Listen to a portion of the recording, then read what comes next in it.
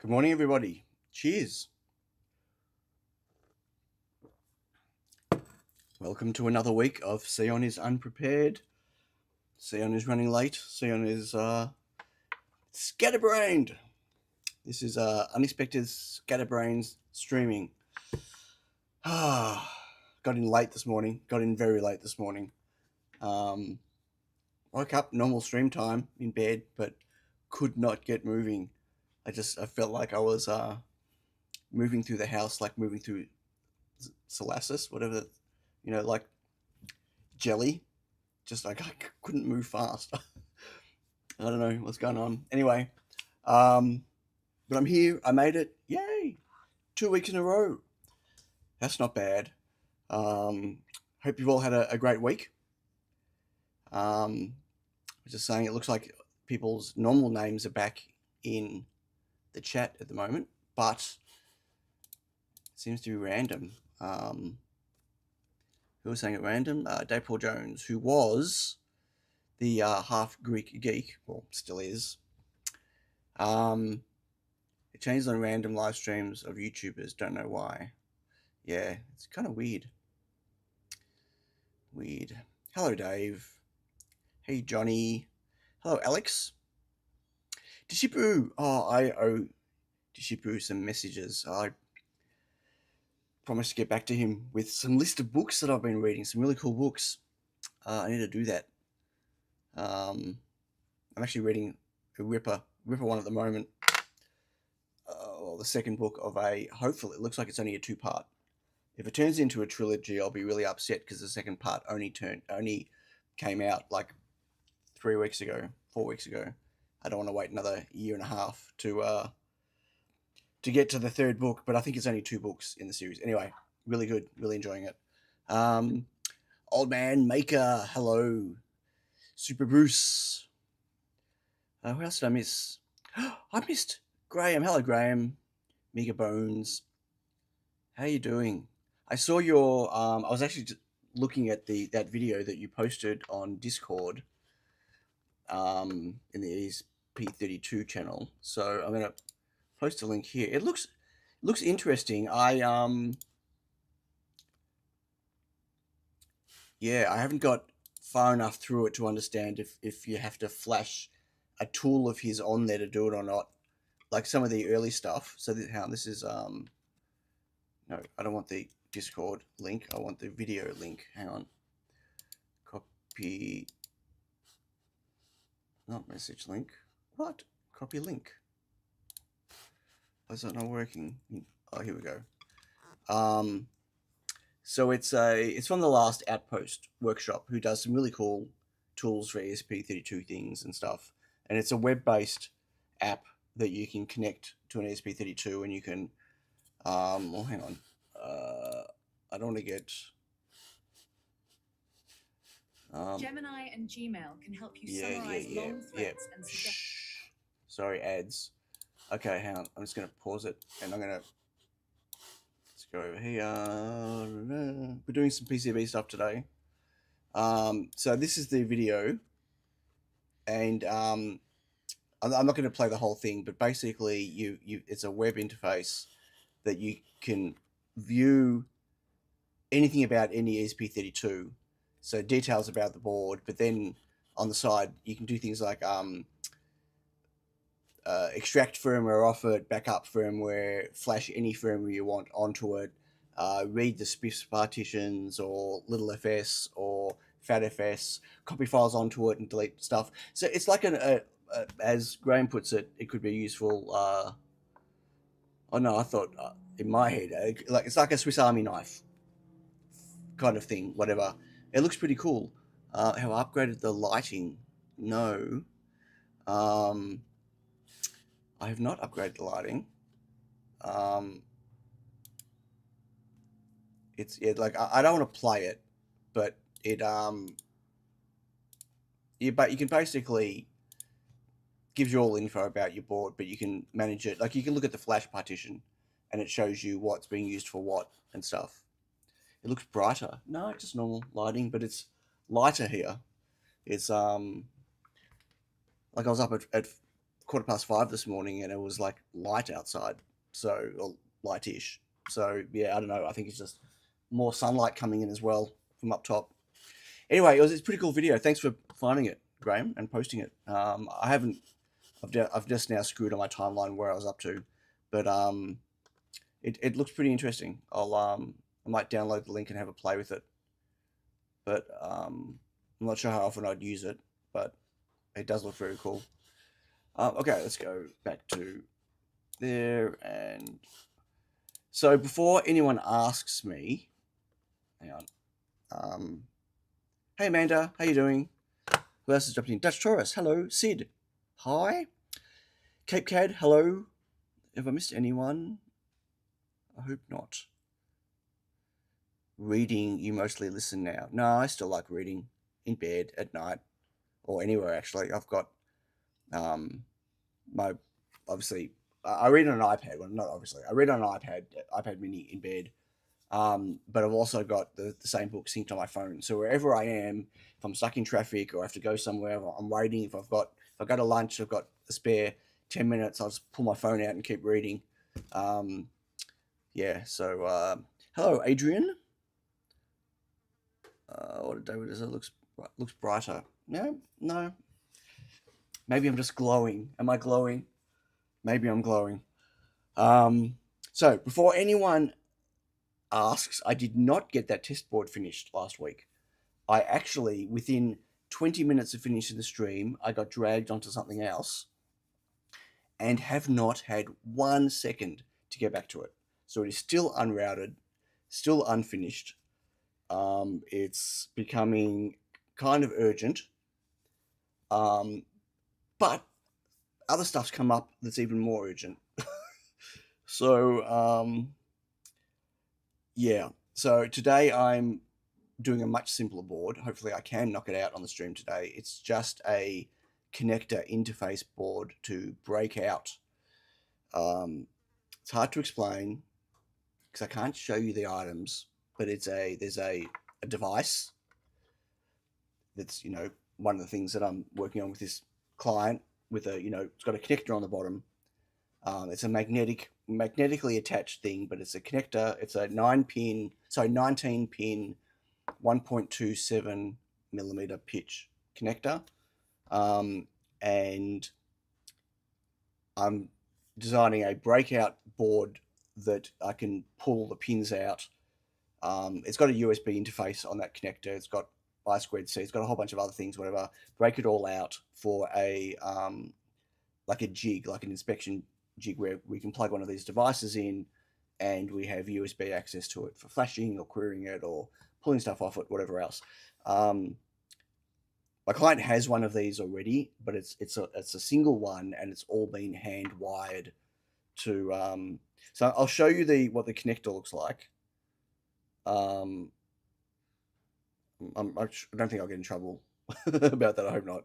So it looks like this, and so the device connects to that, right? Think of a little box connects to that, and so it connects to all these pins here. It's held on with magnets. It's pretty amazing. It's watertight. It's got this seal around it. Anyway, and then so it's broken out the bottom. So the client's got a jig. I didn't make it. Someone pre-Sion made it, and where they've just They've soldered lots of 2.54 millimeter pitch DuPont connectors or cables, pins all the way to these and sharing them and bridging them or whatever and trying to break them out. And it's a spaghetti of cables, and it works. It's sitting in a kind of like one of those electronics box things you can buy from JCar or wherever, Best Buy. I'm assuming Best Buy sell those things. You know what I'm talking about? The plastic electronic boxes that you can get. They've got a lid, you can screw them together, drill holes in them for your electronics projects. Anyway, it's sitting in one of those, but just all the wires hang out the back, and it's a mess, but it works. But there's only one, and so I keep moving it from his office to here or to my home when I need to do things. It's getting a bit precarious, and if it breaks, is it a Jiffy box? Hello, Mike. How you doing? It's been a while. I hope you're well. Is it a Jiffy box? I don't know what they're called. Get them all shapes and sizes and colors and whatever. Anyway, so I suggested to him that we develop we only need like 2 or 3 of them, so I'll just get like 5 boards made, 5 PCBs from JLC, but where it can be broken out properly, right? So rather than having a cable that's hardwired, like, soldered to this that breaks out, like half a USB cable that's been cut in half and soldered on, it'll have a USB connector, and we'll have a switch so sometimes we don't want 5 volts power coming in, sometimes we do. Sometimes we want 5 volts coming from an external source, not from USB, but we still want USB access. Sometimes we just want 5 volts coming in with no USB so we can charge the device. So all sorts of things. I've started working just on I've got no PCB layout for it. I've started working on the schematic, just getting the connector in there and the USB connector. So we're going to work on that today. So it's a much simpler thing, although, me, I'll overcomplicate it for sure. Hello, Technubilis. How you doing?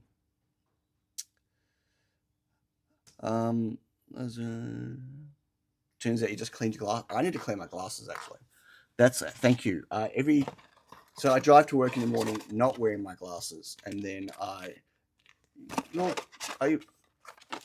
use these. I know you can just, I used to just use my t-shirt or whatever, but it's not great. It's not good for your glasses. You can scratch your glasses. These things are great. So anyway, I don't drive to work in my glasses, and then what happens is in my car, my glasses sitting on the console, I take them out, and as I'm going to put them on, I look at them and go, oh my God, they're filthy. But when you're when it's on your face, you can't see that they're filthy, right? It's only when you take them off and look at them. But yes, I remember seeing that they are, that is just disgusting. I'm going to clean them now. Thank you for reminding me. Hello, Beata. How are you?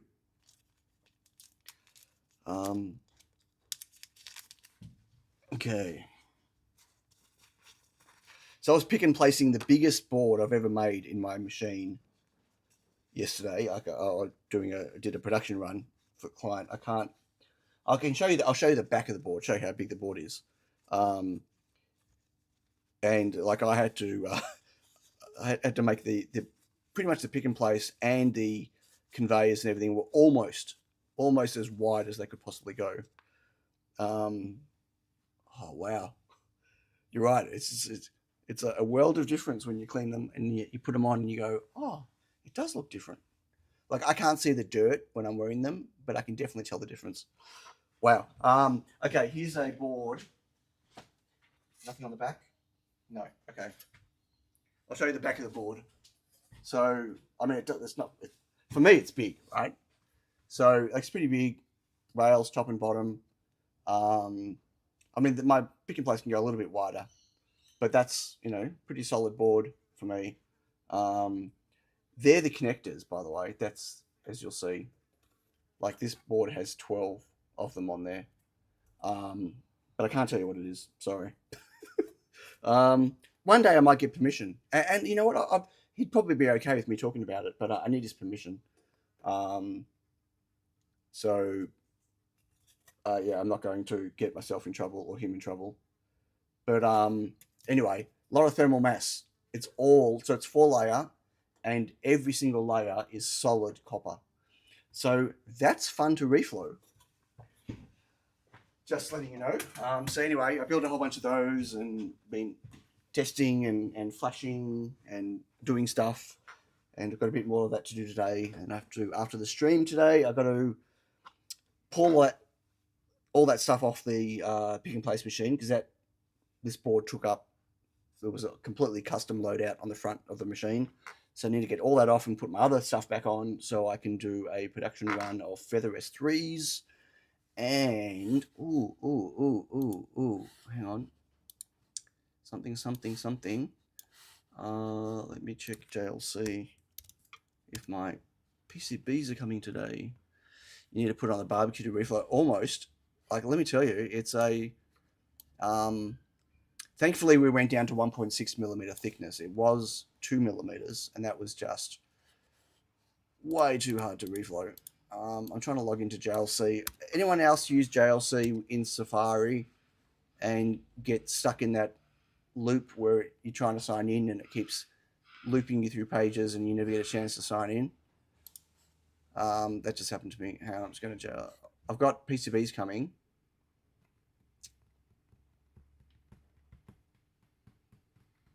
Okay, shipment tracking. Process in Melbourne. Okay, I might get them today. So I've been out of Tiny Pico PCBs. I ran out a couple of weeks ago and I ordered more, but they were stuck in an order with some other boards that were taking longer to make. And so it's been really frustrating. So I've got an order for hundreds of Tiny Picos and I haven't been able to make them. But if the PCBs are coming today, so today I need to make a couple hundred Feather S3s and hundreds of Tiny Picos. So that's going to be fun. But I really want to get this board pushed along. Hello, Art Danyon. Did I miss anyone else? I don't think so. Coming back. Okay, so this board, as I said, it's really not difficult, but I need to not put it off. So I need to just get it done. So that's a 19-pin connector. You can see on here what all the different pins are. I just ripped this off the schematic for that other board I showed you. And then we don't actually need the SQUiXL lines broken out, although we should just break out everything. I'm going to put a vertical USB connector on it. So you can go into a box, and I want the cable coming down and out. I don't want a hole on the side of the box. So the box has to be weighted as well. The one that we're using right now isn't weighted, and so the magnets that he puts in these connectors are so insanely strong that things just go. So like you go to put the thing into this other jig, and as you're about to insert it, the force is so strong that the jig literally goes boom, bang into the connector into your hand. So it needs some weight on it and stuff. I'll work all that out. I might end up 3D printing a case that goes onto an aluminium base or something. I'll mill a base for it.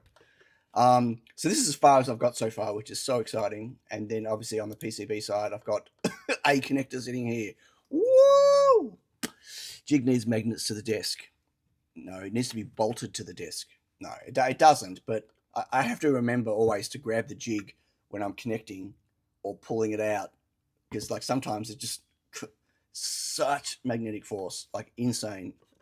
So I've only got a footprint for that right now in here. Although, hang on, I should have the annotate. I haven't annotated. Okay, cool. Not that PCB.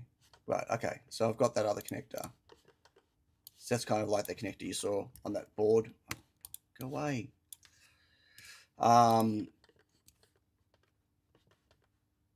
Okay. So Hey, Intermittent Tech, how you doing? Okay, so jig to magnets to the desk magnets to the floor, and what's going to hold the floor down? Floor magnets to the earth. Busy is good, maybe. So we should also add just a breakout, maybe. I don't know if I'm going to need to switch them though. Socket, no, not 19 pin socket.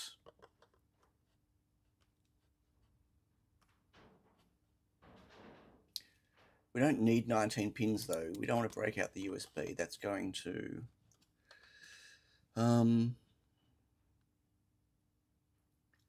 hello, Mr. England. Meetings suck. 20 minutes late. Yes, they suck. I'm just thinking, like, so the charge rate for the battery is pretty high. Like it's almost an amp. I don't want to be trying to do that through a USB connector on my Mac, for instance. So I'm going to need a way of. I don't really want to put a FET on there as a switch.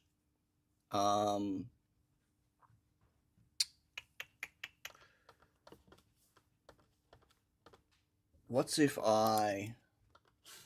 Okay, let me think for a second. How funny. So there's a part that we use on the board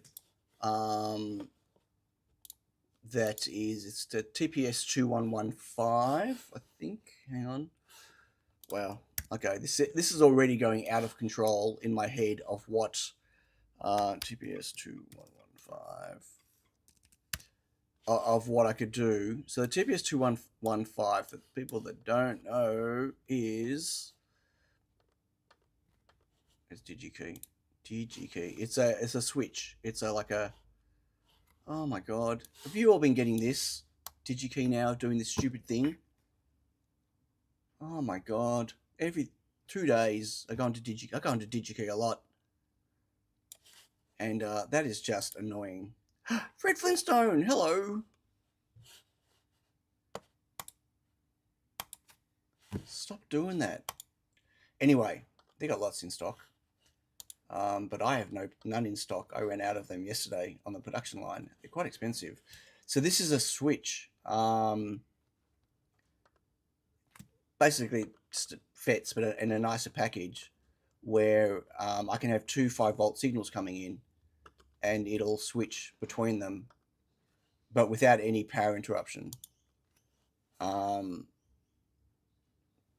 We use them on boards anyway, so I might as well. Sweetheart Fred, what's going on with you guys? Fred and Johnny, what's going on? So yeah, so you can see here it doesn't need a lot,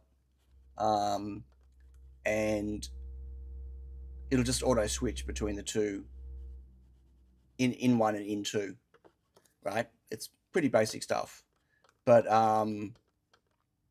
it's nicer than having to configure that, you know, FETs and comparators. So the problem with using just straight up FETs is that you're switching at the same voltage as what you're switching, right? So I notoriously pick the wrong FETs when I'm doing stuff like this. Fred got a house. Is it next to Barney? Is your house next to Barney's? Congratulations on getting a house though, Fred. That's awesome. Or is this just something that I've missed? Get a room, got a house. Okay, maybe you didn't just get a new house. Maybe I'm just yeah, no, I don't want dip switches because that'll be inside. It'll be inside the case. So I don't really want to do that. I thought about doing that on the outside, like having a switch, like an on-off switch, but then would need 2. I need an on-off switch for the external 5 volts and an on-off switch for the USB. But I think I like the idea of just using the same part that we just ran out of, so I don't have any, but we have to buy some more anyway, and doing exactly the same thing. So hang on, I'm gonna go, where is it? Who's saying hello? Fred's not staying. Fred's not staying. 3.5 volt MCU, the Raspberry. Right, is it this one? I've got to find the schematic that has it in here. Here it is. TPS. I'm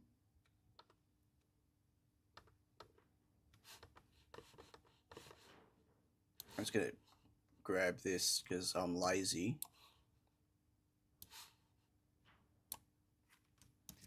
Okay, grab that. I'm going to just whack this here for now because I said I'm just being lazy, although that's not going to have the right footprint. Anyway, so in one will be plus 5 volt. There's not a plus. Oh my gosh, 5 volt external, and then this will be, that's the USB one, which is USB 5 volt. Duplicate that, and God, look at these capacitor symbols, shocking. So this all came from all the schematic stuff for the client stuff. All has come from Altium, right? All been imported into. Can you explain the logic a bit, Sion? Is saying that you can prioritize the source from one to the other if both are present.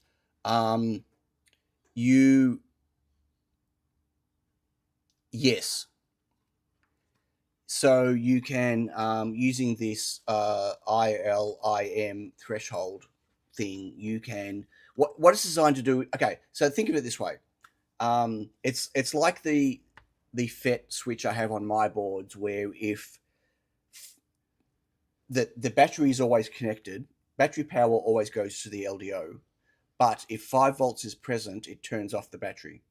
So 5 volts can still charge the battery, but the battery power doesn't go to the LDO. The 5 volts goes to the LDO. So it picks the source. And so in this case, what I want it to do is and it picks the source without interruption. It doesn't turn one off and turn the other one on, right? It's supposed to be seamless. You don't want to have any spike on the power because it can reset, like an ESP32, you can reset the chip, right? Or you can reset the state of your electronics. So it's got to be a seamless switchover. And so a chip like this is designed that you could have, I mean, it's not limited to 5 volts. This can do much higher voltage. I don't know how high it can go, but anyway. But in this case, what I want to do is I've got an external 5 volt source that actually comes from a bench supply because it's delivering, 1.2 amps. It's powering all the electronics in the device, but it's also allowing the battery to charge at almost 1 amp rate, right? It's a large battery in the device. And so what I want to do is have this where if that and USB is present, that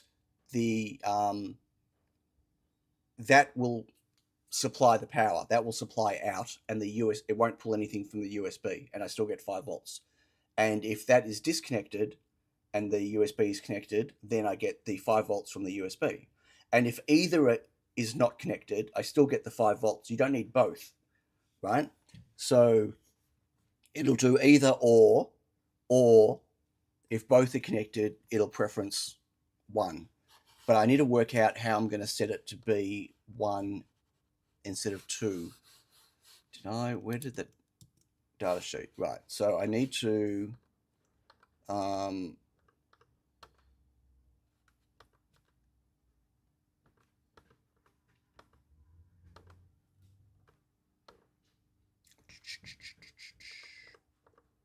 okay. D1, D2, under voltage lockout circuit causes. Or is it using that?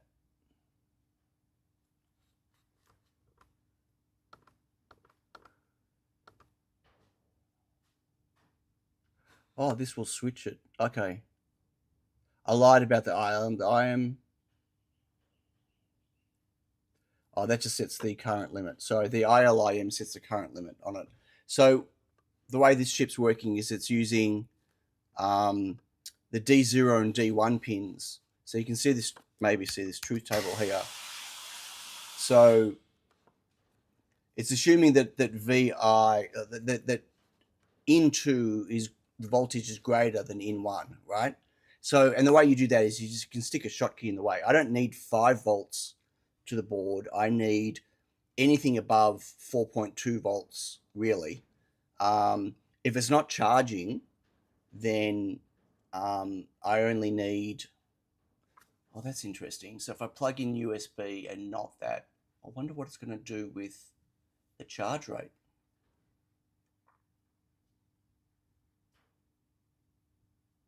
I guess it just won't pull. So the chip I use on this board for charging is not my normal battery charging board. It's a very specific chip from TI that it's like a load switch and a charging chip at the same time. Let me bring up what the chip is. It's actually really cool. I gotta find the schematic so I can remember the chip name. Okay, I've been completely sidetracked, but it's a really interesting chip. But it's too complex for my general maker boards, right? It's got a particular use case for these boards. Hang on. This is schematic.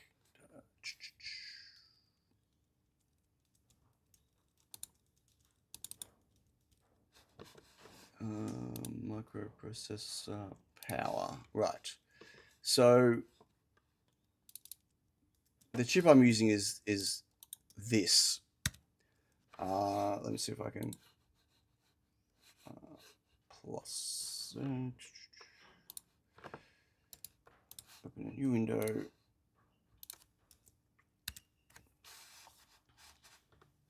Okay, so it's this here.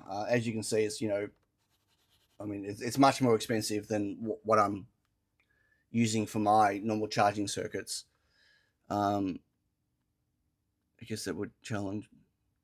I guess the challenge would be if you're using a PD USB.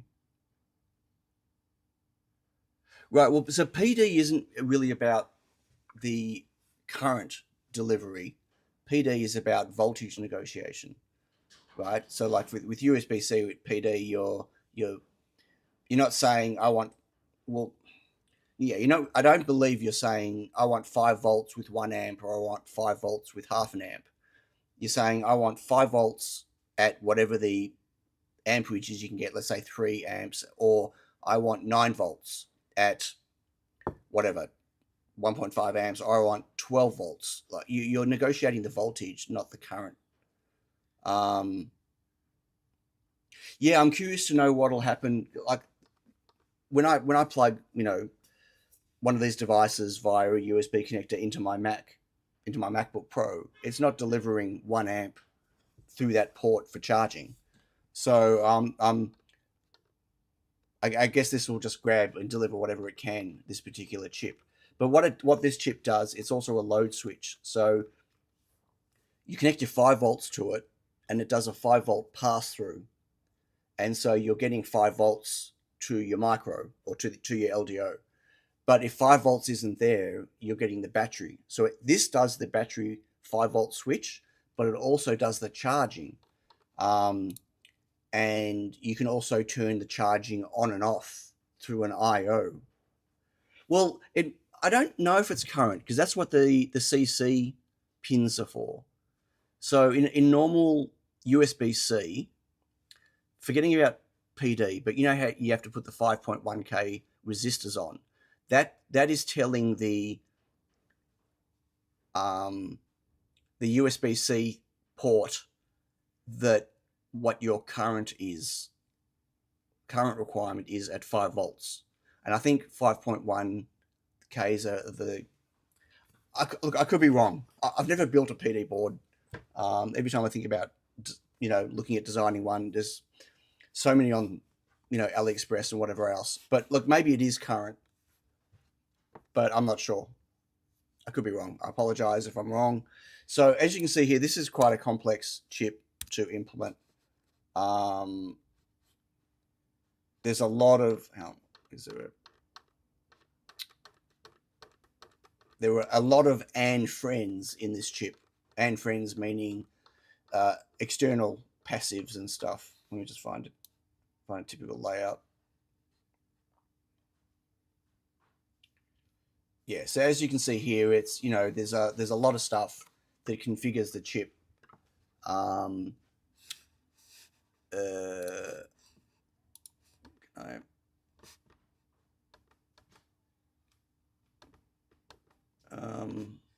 Okay, so if you look here, like this is the charge. This is just the charge circuit, right? Using that chip on this particular board. It's quite complex, but what it allows, so this chip allows for much faster charging than like a normal MCP whatever chip or any of the chips I use on my boards. But what it also does is load balancing, where it measures the load of your device, and that could include charging. And then what it does, you set a minimum, like a low voltage cutoff, and a maximum voltage threshold that you do not want the chip to ever pass, right? In total. So I think we've got ours configured to like 1.2 amps. So at no point, whatever the source is allowed to deliver more than 1.2 amps, right? And then what it does is it load balances whatever the device is pulling. So let's say the device is pulling on boot up 150 milliamps, but it could spike up to 500, for instance, if it needs to enable the antennas and whatever, and then maybe it's sitting at 250 or 300 milliamps when it's sending lots of radio traffic, right? And then what that does is it then adjusts the battery charge to be the maximum difference of the 1.2 to ensure that the load for the device is always met and the battery gets whatever's left. So it's quite a complex circuit, right? Took us a while to tune all the values of the resistors and stuff to get it right. On the first revision I did of the board, I had stacks of jumpers with different, like solder jumpers with different resistor values and stuff, so we could play around with them and tweak them. We don't want to pull too fast out of the battery. So obviously when it's running on battery, it'll only deliver what it needs for the load. But we didn't want to charge the battery too fast and damage the battery, but we also need the batteries to charge as fast as possible, because these are devices, end users of these devices are likely to put it on a charging rack, which is what that other board was kind of that I showed before, not let it fully charge, rip it off and use it again. And we need to maximize how fast these things are charging, but not to a dangerous level. They're quite large batteries inside, high capacity batteries, and so they can take a fast charge, but every device and scenario is going to be different. Some of these devices are used as, so the same hardware, but the firmware on them is different for different functionality. They'll have different loads at different times, and we needed a solution that would work with all of them, if that makes sense. It took a while. I got to tell you, the circuit that this replaced, so as I said, this is what the current charging circuit looks like, which is all this here, right? That replaced something that was one whole double-sized schematic than this, full. It was like 3 components of just massive complications. So that was a really good win, because I didn't want to build that other one. That other one, like just those components alone would have taken, a third of my pick and place capacity in terms of unique parts. So that was a good win, reducing it to that. But that also does the load switching, which is interesting, and you can disable the charging. So there are times where the device, we need 5 volts to the device, we need to communicate with it, but we don't want to charge the battery, because it'll be in environments where yeah, we don't want to charge a battery. Or for instance, yeah, in cold environments or in wet environments, whatever, we need to be careful. So that was one of the requirements, right? Was the ability to disable battery charging via the micro, right? They've got this chat has disconnected. Have this CE pin here that at any time the micro can say don't charge. Okay, that was a nice distraction. The problem with this is I need to. All right, that's how they're doing it. D0. I need to go back to that. Where did I just put that? I need to work out how they're doing the D0, D1 if I use this. Or maybe I'll just leave it off. Maybe I won't switch. Maybe I will instead just stick a couple of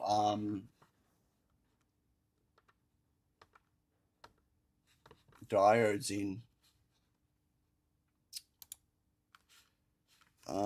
Short key diode. That's a weird. Has anyone seen that symbol before? That's a Shockley. I don't want a Shockley diode. I want a Schottky diode. What? What's a Shockley? Recently used.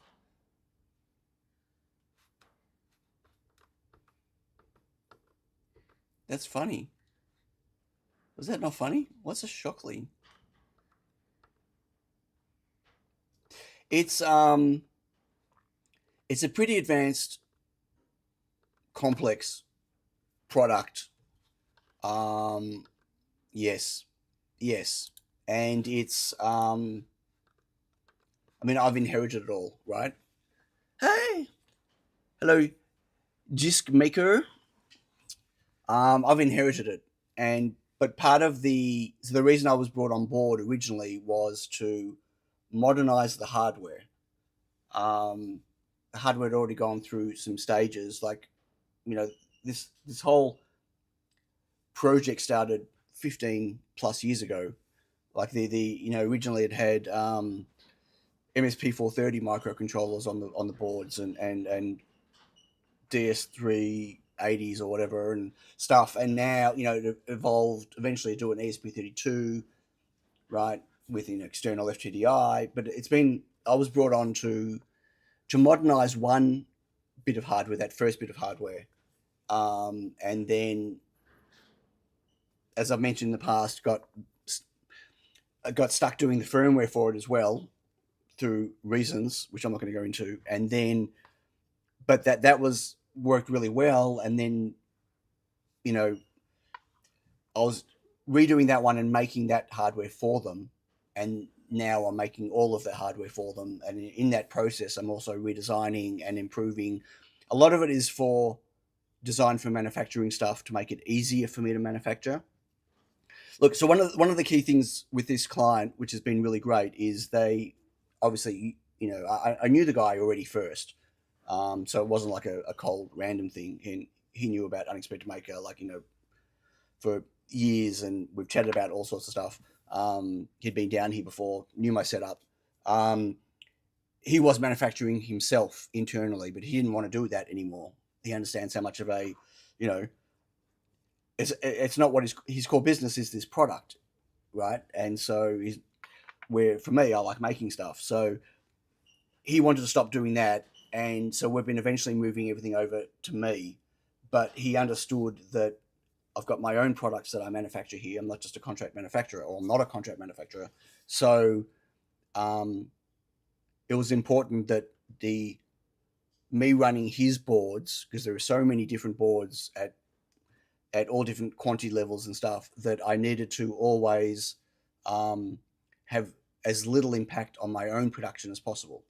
And the easiest way to do that was to redesign as many of the products as possible to utilize as much of the componentry I normally use anyway, which means I'm not swapping parts out on feeders all the time, and we don't need as many feeders and whatever, and that it was much easier to load out and switch out for the different products I'm doing, right? So instead of having to pull all of my stuff off the pick and place machine, 110 feeders or something, and then load up all of his stuff and then do a day of manufacturing, and then pull all of that off and put my stuff back on. That's almost a whole day to get everything off the pick and place machine and load all the other stuff back on again, right? So we wanted to minimize that impact, and that required me redesigning a lot of these boards.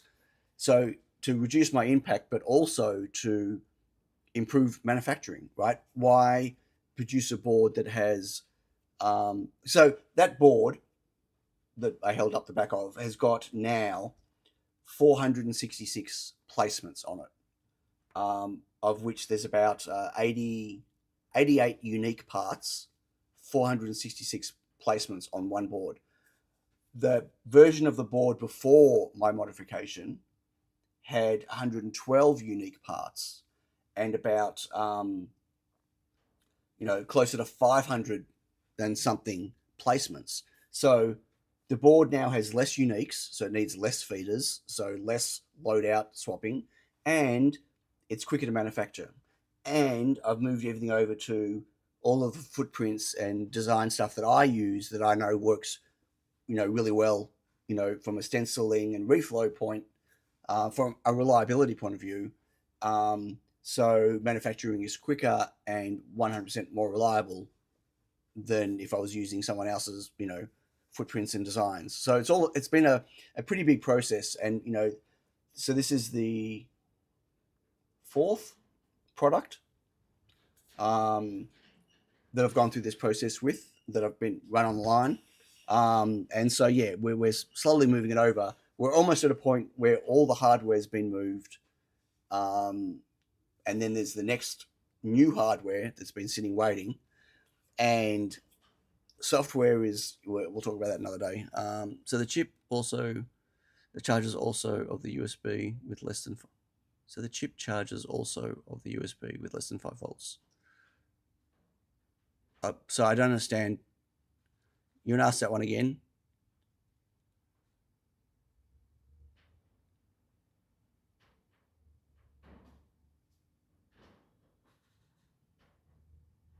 Wait, what? Okay, I don't understand Art Daniel's question or Old Man Maker's response. Which chip we're talking about? The TPS chip, or that other TI, the load switch one that I showed you? I'm not sure which one we're talking about, but either way, Old Man Maker, I'm not sure I don't think that's the case. It's more that the load of 5 volt is maintained from either source. Show snow. Oh, snow here in DK. It's snowing. Okay. So if I just put a Schottky in, which I should be doing here anyway, I guess, if I'm going to share power. No, not there. So if I put a Schottky here, so there's no back feed. Why does that not line up? And USB 5 volts. And we make this V-bus. Then that's already dropping. Going through the Schottky's, whatever the forward voltage is on the ones I use, it's 0.2 something. That'll drop this V-bus. Will be lower than if I have an external 5 volt source. So what am I going to use? Do I use a DC barrel jack, or do I use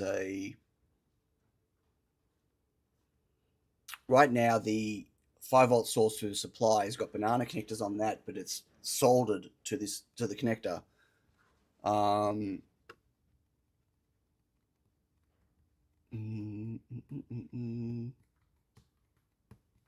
I don't know what the right connector would be to put here. I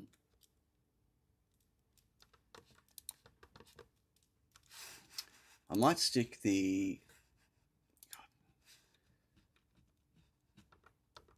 where's my Reflow Master Pro?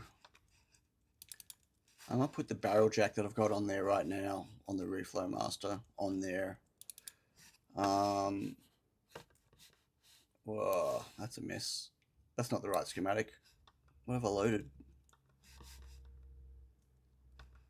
Maybe it is. I don't think it is.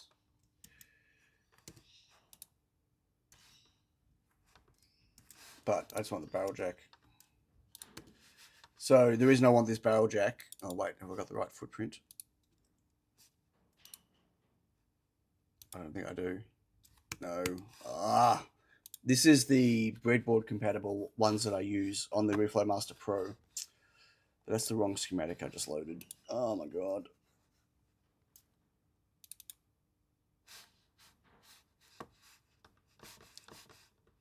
Doesn't matter. I just need the right footprint, and I'll switch it out.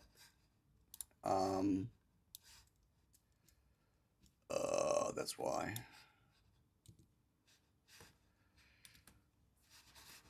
Okay, so just bear with me a second. I'm going to edit and save it.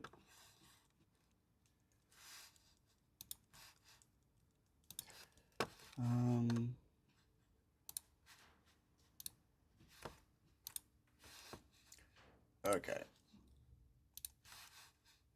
Okay, so I can use this.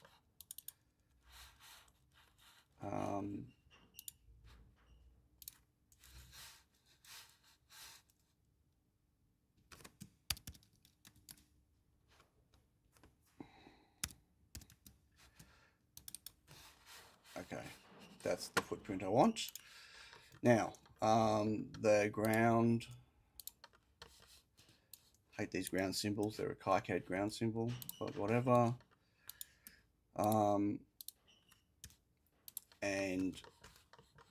But I also want that as well. They're both going to get a voltage drop.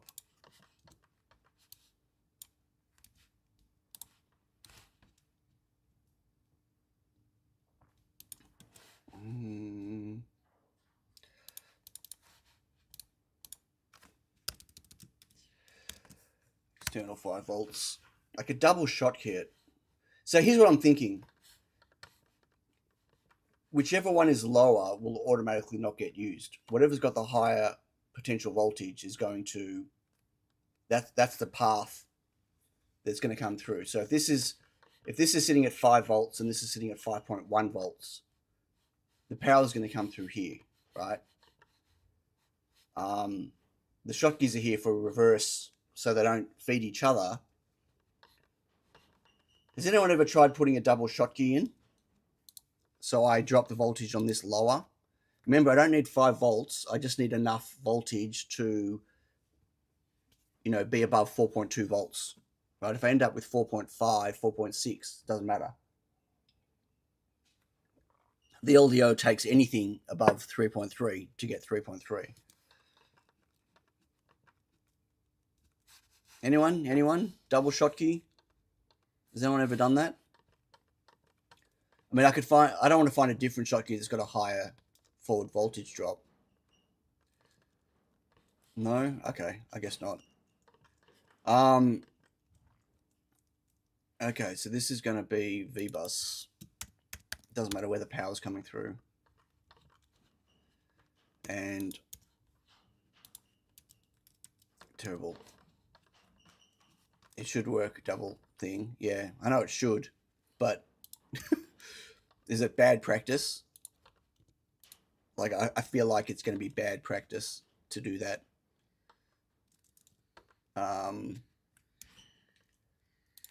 Like I'm being naughty. You won't tell? Is MOSFET is the ideal diode? Yeah, which MOSFET specifically? That's the problem. If they're both the same voltage, how am I going to... I was just looking at the... So how you doing, Steve? So, yeah, look at this. This is interesting. We currently use the TBS 2115 in this project, right? So I've already got access to the 2115s. One of these. Well, this is the 5, not the 3. What's the difference with the 3?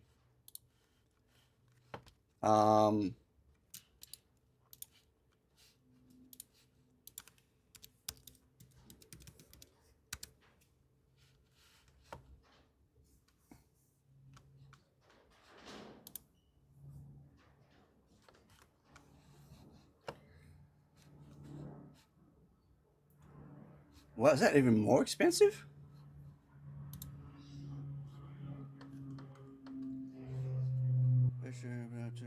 Switch 1 millisecond switch time.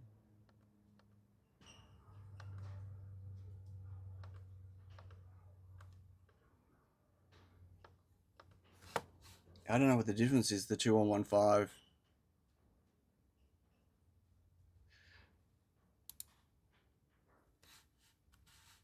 Right, but can I do a double diode? What I want to do, I've got the diodes for backfeed protection, but I want to always make sure that the USB is lower voltage potential, right? And I'm being lazy. I want to do it without reading data sheets, FET data sheets, ideally. Okay, I'm going to get rid of these ground symbols. I hate them. There's just something about the way they look. Drives me nuts. They're just so busy.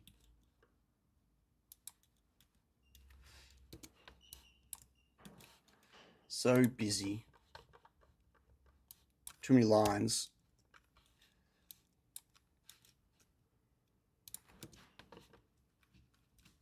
Let a force priority, e.g. if you always want to tell, I'll use USB if available. But I can do that with the 5 as well. So the 5 does that with, yeah, the D0 and D1. Look at the data sheet. I mean, obviously 5 is better than 3. I'm kidding. Isn't USB supposed to be 4 something to 5 something volts? If it's high enough, a constant voltage drop won't make it lower.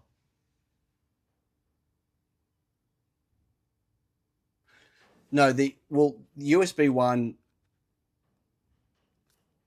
whatever the range is for USB, I know that, for instance, if I plug it into my Mac, I get 5.1 volts, 5.12 volts out of my Mac USB port. Right? If I've got an external 5-volt source connected to my bench supply and that's at 5 volts, then the Mac has got a higher voltage, and so it's going to use that, right? Only difference I saw was 2 versus 1 channel, whatever that means. Right. Okay. So the 3 doesn't have the D0, D1. Right. So it doesn't. So how do you set what it is? Enable power in, out, output.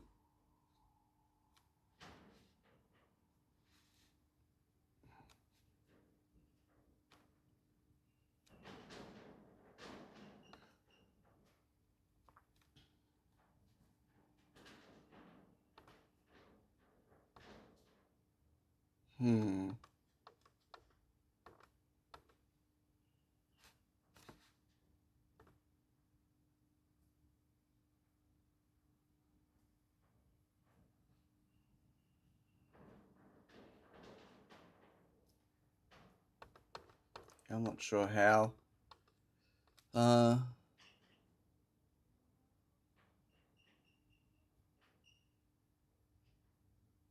Manual switching, only automatic. Yes. Right, but where do you set? So is that a fixed 0.8 threshold? Here, the 0.8 volts. This voltage is greater than.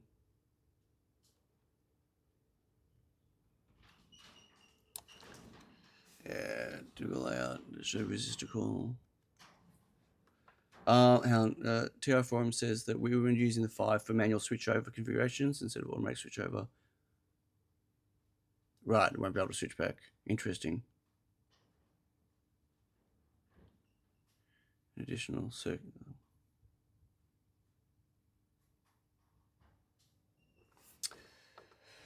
The problem is I've already got the 5s. I don't really want to. I mean, automatic switchover is great, but I can't do manual either unless it's fixed.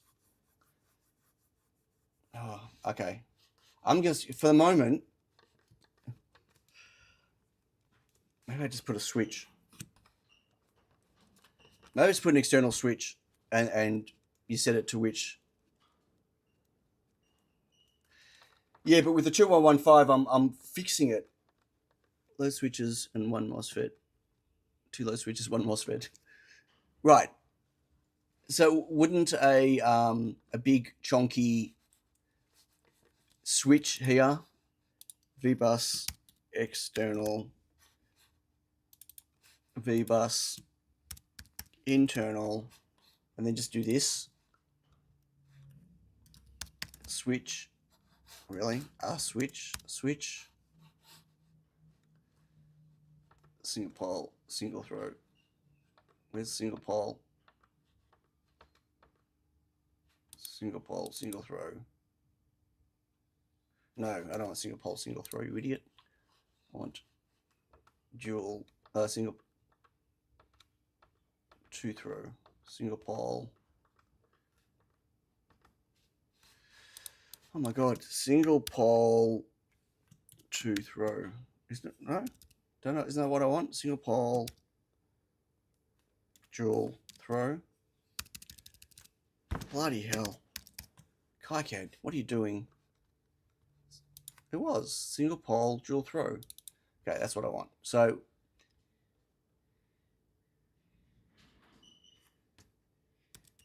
the other way around though, right? So just for fun, just for shits and giggles. I'm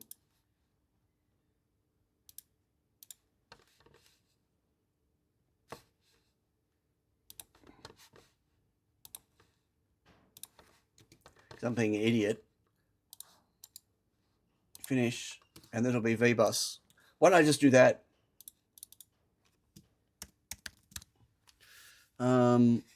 Discussion on differences. BSS, big stupid switch, works every time. Power distribution load switches such as, and build the circuit manually.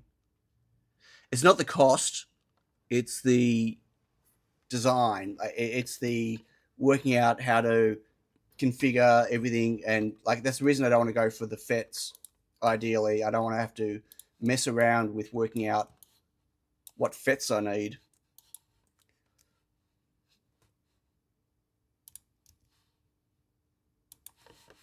Like if I just have like that, and you can switch between the 2 of them, and that's VBus, right? And they don't even need the shotkeys, although there could be a time where it bounces. I should put the shotkeys on anyway.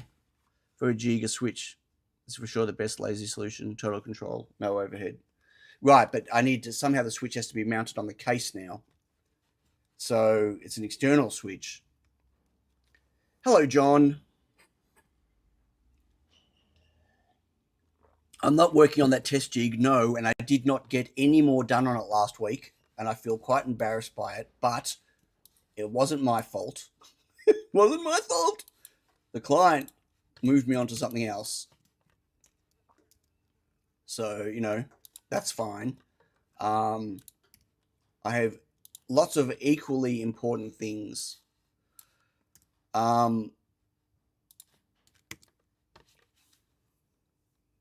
Yeah, we've moved on. This is just an adapter board.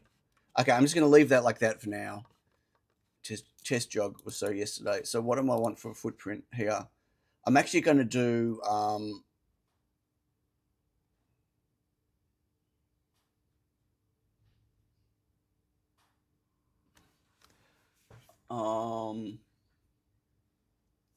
right, they're going to have to just shit. Intermit Tech says make quickly look it up. Will make your life easier, I think. So quickly look it up will make your life easier. Which one am I looking up? Even does overcurrent. What was the part? Yeah, but it's a new part. So okay, so I know that sounds silly, but the level of components we're doing everything we can right now to avoid any new components on anything. This is a one-off. Oh, where am I finding this part? Well, don't tell me it's a. Is it a non? Is it an LCSC part? Okay, just we'll have a look. But yeah, it's like it's out of control. It's not even a cost thing. It's just the 2 amp current limiting switch, power distribution switches, load switch driver. I've got stacks of load switches here, stacks of load switches, but it's not a load switch specifically I want because I've got nothing to switch it. I've got nothing that I can drive the EN for. I mean, I could do a switch to the EN on this, but it doesn't help. There's no micro or anything on this, right? I just want to have the paths automatically configured based on this one over this one. Do load switches, but then right, but that's a complex circuit. I mean, I've already got a chip that does this for me. I just force it in. I just have to work out here how to force D0 and D1 into the right mode, and I can use this switch. So it uses this here. So if in2 is greater than in1, yeah, then in2 goes out if they're both at 0, 0. But I can't ever guarantee that in2 is greater than or less than. I don't know what you know what I mean? I want this locked into always in2 over in1. So here it doesn't matter. See, these are locked. I don't understand how.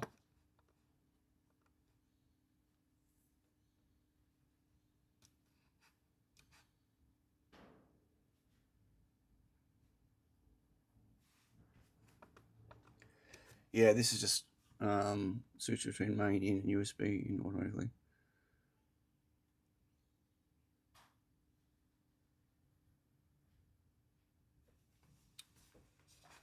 Okay, so do you have a picture of a schematic of how you're doing that?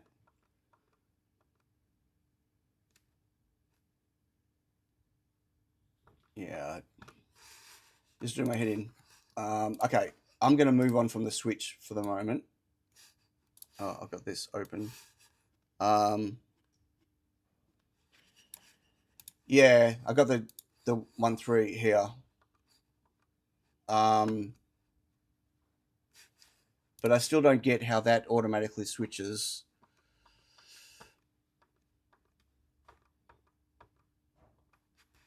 Okay, so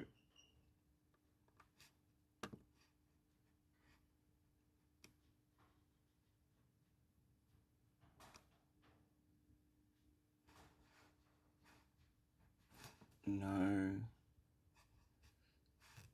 that's into. But this is the problem. I don't. The auto switching isn't what I want. I don't want the largest. I want always A if it's there. If A isn't there, I want B. So if A and B are there, always A. And B if A isn't there. That's what I want. And that's not auto. It's not this. Right? This auto switches based on this voltage difference, but I can't ever guarantee that the one this is not a voltage issue for me, it's a current supply issue. I don't want to try to pull 1 amp or 1.2 amps through my USB port. Simple as that. Right? That's what the bench supply is for. So I always want to preference the bench supply. TPS has a priority. Looking for your link you supplied earlier. Oh, the support one? Okay, hang on.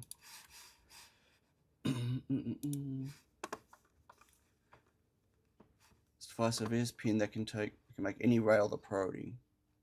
However, the true table indicates that in that case where the VSN is less than, it depends on the V and 2 being greater than, right, that's what I just read. So,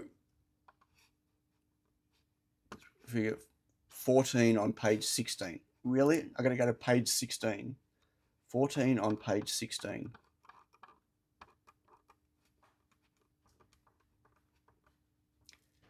Figure 14, auto selecting for dual power supply application.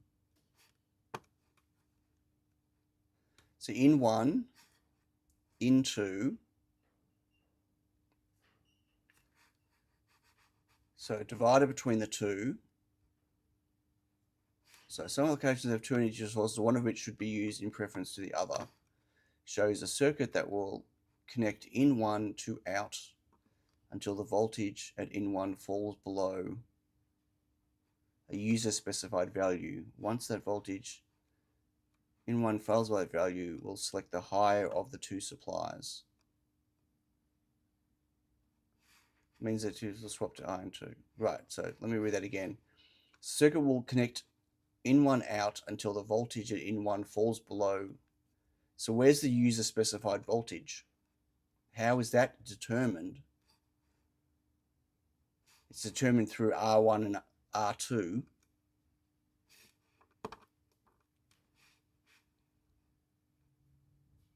Earlier Arduino board did priority selection using an LM358, if I remember correctly.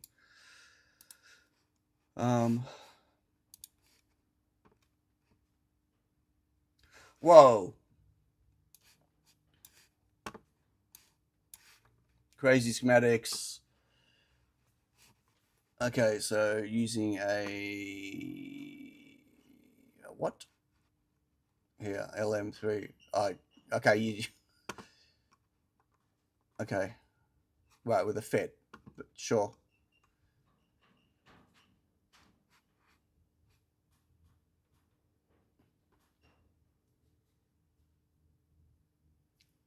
Yeah, so this is no less complicated, right? You still got to work out, well, I don't know, you just got two 10Ks there going in. I want to know what how they determine R1 and R2 here.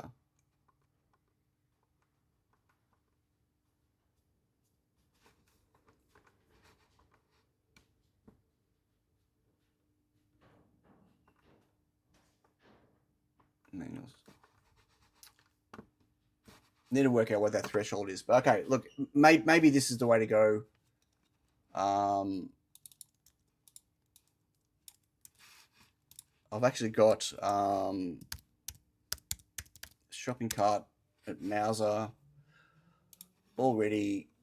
Oop, better not do that here on live on Docs myself.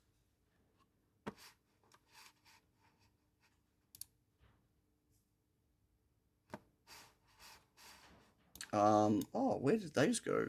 Shit. I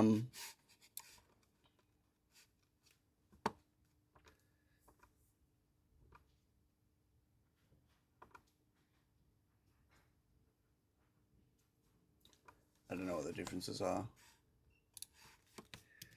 I'm just going to put 10 of these, $16. 10 of these in my shopping cart while I think about it. But I just realized I haven't put this in my shopping cart. I need this. Visit.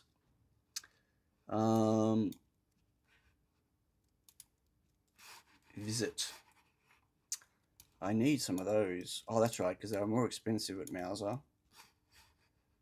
Whatever. I need to get 3 of those. These are for flashing MSP 430s which we're still using. It's still available part, no matter, even though they're so old. There's I'm already maintaining the code base for this as well. There is no opportunity right now to swap it out to a more modern part, because the MSP430 we're using is a 96 pin one, and it's really hard to find. We're using almost all of the I/O on it. It's really hard to find a more modern microcontroller that's easier to program and maintain, that has that many pins, and that is 5-volt tolerant. So right now we're using an Olimex adapter for flashing it, which is pretty crappy. This board will let me use OpenOCD, and so I can automate it as part of the test jig. 60th birthday! Happy birthday, Dave. That is awesome. This rate, I don't think I'll make it to 60, but yeah. Okay, so I need 3 of those. And Matt, hello Matt. How are you? Okay, so I've put some of the TPS 2113s in here. I'll have to work out R1 and R2. So I bet you there is no TPS 2113. No, of course there isn't. It's a 2116. Okay.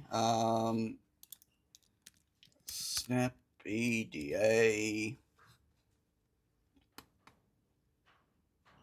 Oh, I'm logged in. TPS 2113.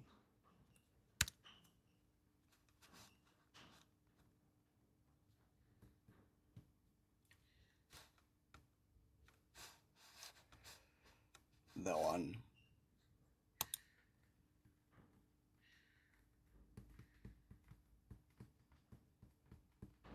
Okay.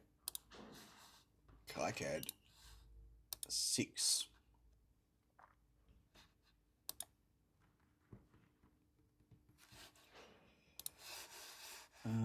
Ba, ba, ba.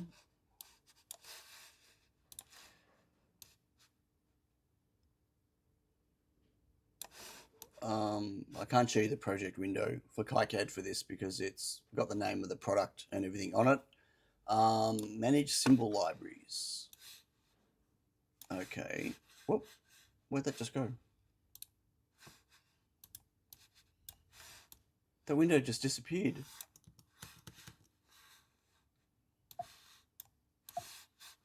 Uh-oh. But I can't. Has it gone behind? I can't.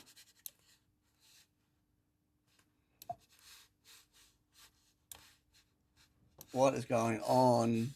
I moved the window over to here and it disappeared, but now I can't get it back. Oh my God. Can I escape out of it? Okay, let's try that again. Wow. It did not like me moving that window to my other screen. It's on the other screen right now. And if I try to move it into here, I don't know if you can see that coming through. As soon as I let go, it disappears. Yay! You know what? Stuff it. Okay. Right, I better put them in the right spot. Downloads. Wow. What a fun day. KiCad libraries. Okay, so bug report time. There's so many anomalies like this, but on the Mac. TPS 2113 AD is an RBR.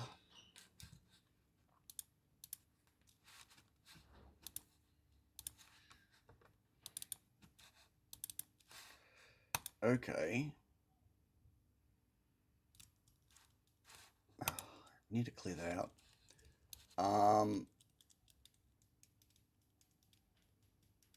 And wait, while I'm here, I need to also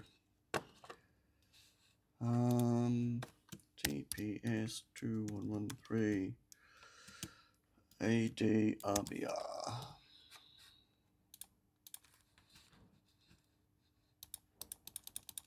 Why is it? Wait. Interesting. Not letting me select anything in here. Oh, Kikehead. What are you doing? You are drunk.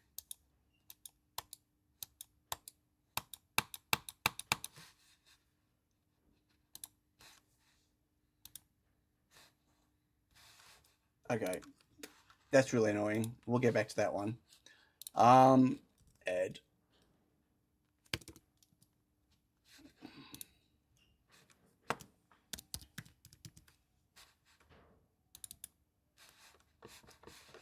Okay. Over here. Get rid of the switch. So we've got in.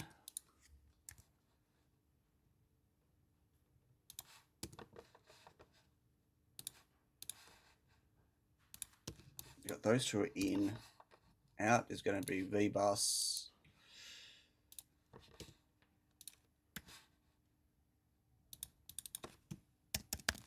V-bus, and we're going to have to work out the rest later. That's fine.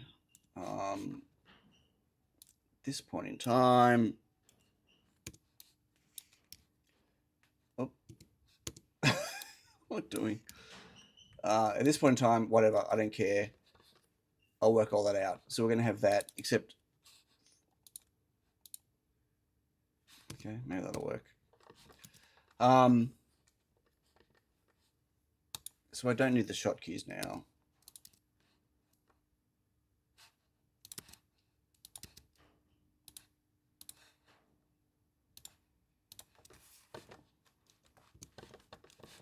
Okay, so what else do I need? I still need to break these out to headers, but I don't need everything. What do I need?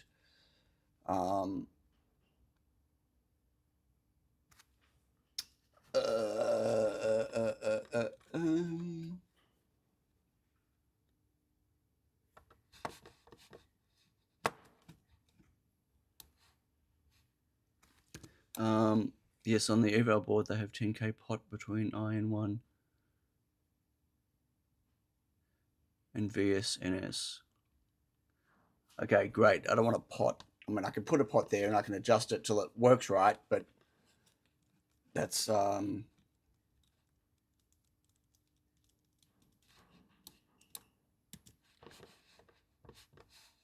is 10. I can only have 1 sense. How I'm going to do that, but I'll work that out. Experimental approach to design. Yep.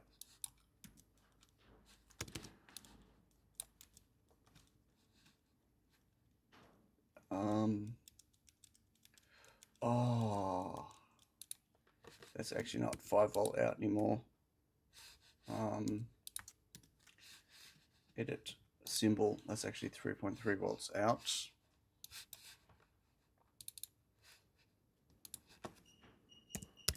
V3 out. Save. Okay. So I need V3 out.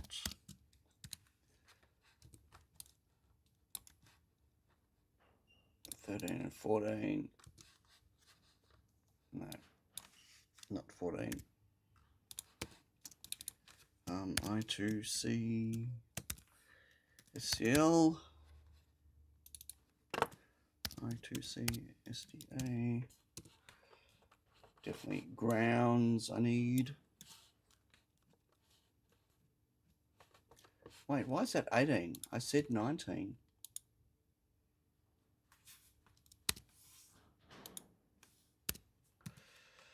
Bloody hell, con 1/19 socket.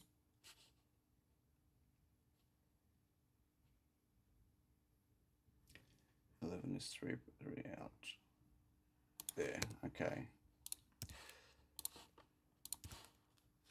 I'm not sure if we need broken out, really.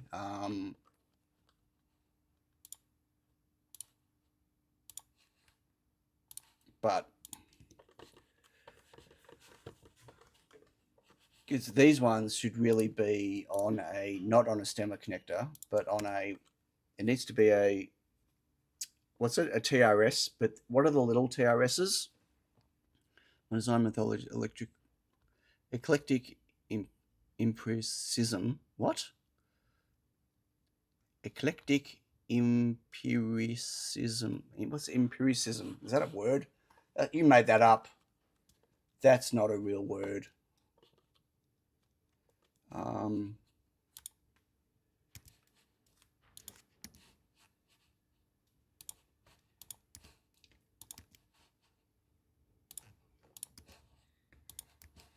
Is that a word?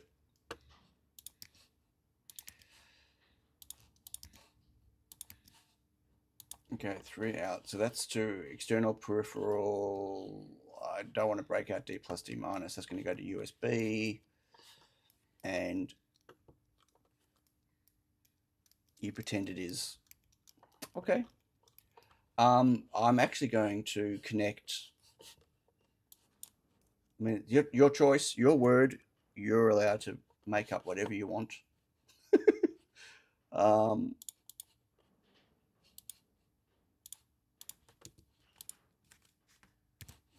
might actually break out that 5 volts. I don't know if we'll need it.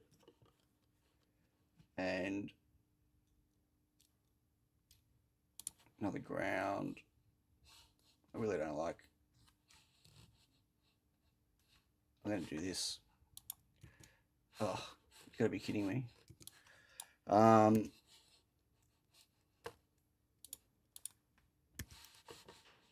used to hate when I saw people on schematics do this. Pull the trace out the wrong side like this. But you know what? It's really convenient for when you've got lots of ground pins. Actually, is a word. It's related to using the empirical method, i.e. science, to learn how things work. Successive approximation. Why have we got 2 V-bus? I didn't know we had 2 V-buses on this. I wonder what for.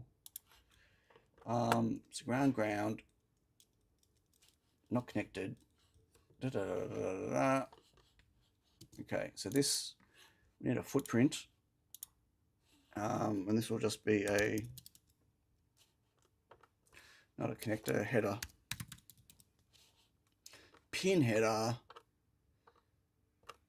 2.54 19 vertical. Oh yeah, I've got female connectors. Oh, I've got surface mount. I think I've got surface mount 19 pin. Doesn't matter. Okay. So do we have, is that kind of, I know I need to do this and I don't have any resistors or any caps or anything on here yet, right? But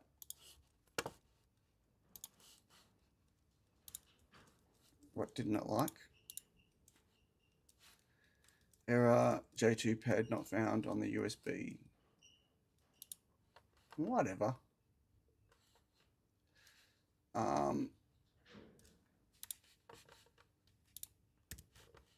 And it didn't actually didn't find that footprint. Whatever. Okay.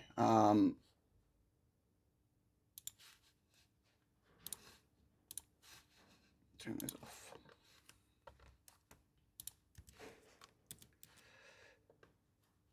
So I need clearance for, this is the connector.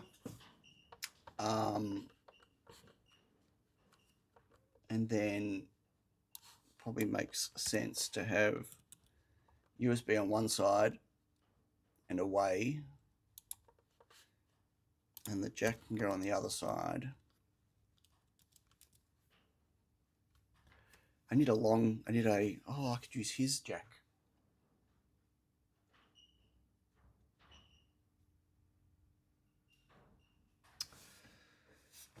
It's probably a better jack to use. You need a vertical one. So instead of clicking visible, you can just hit delete nowadays. Yeah, but delete just deletes them. I know, but once they're deleted, what's if I want it back?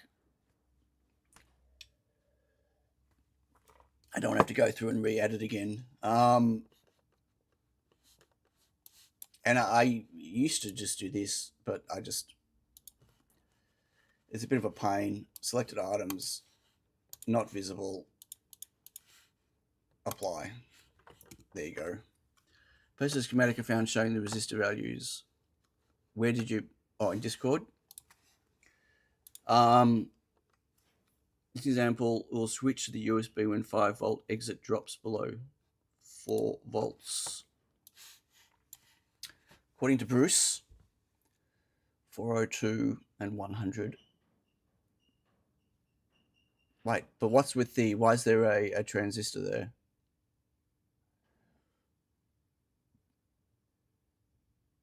Why is there a transistor on that circuit?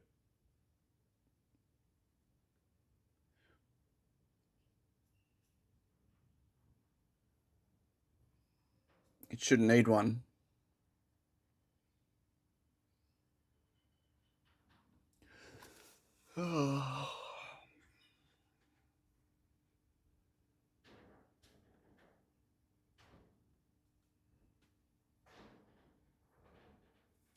Where'd you see that from?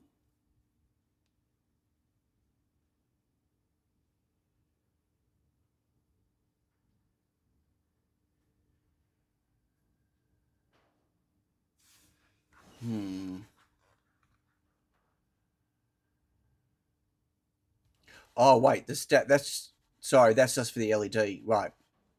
So that's just driving the LED. Oh my God. I was looking at it backwards. Yeah, I don't care about the stat. Well, I guess that would be useful if I was, but there's no visual way I can see it. For prototyping maybe, but it's going to be inside a case. Okay, cool. So if that's the case, let's go back to here.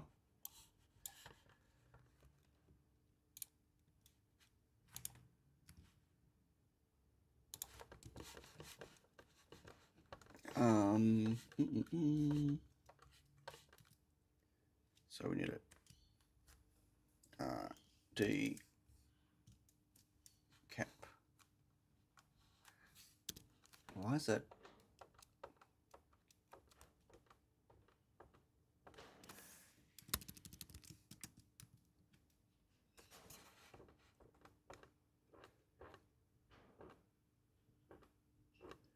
What's going on with the search in here?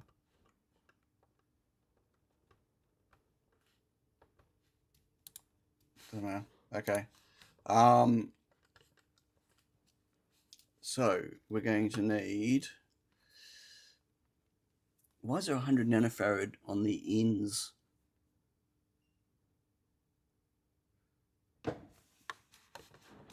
Fine.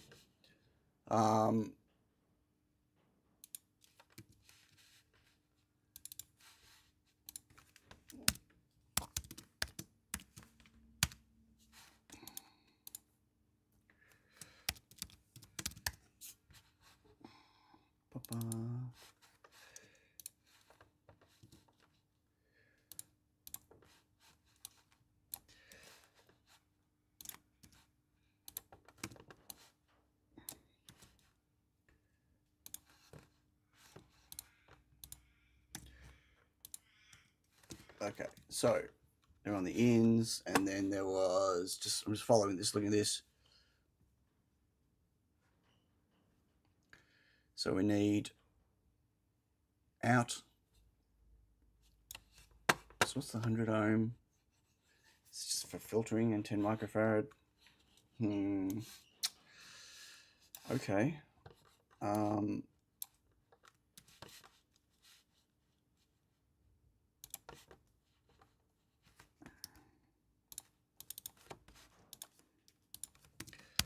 $100R.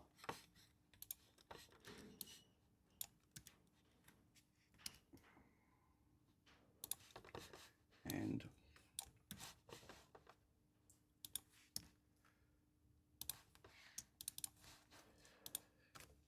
$10 microfarad. This will be 0603. 0602? No. Oh my god.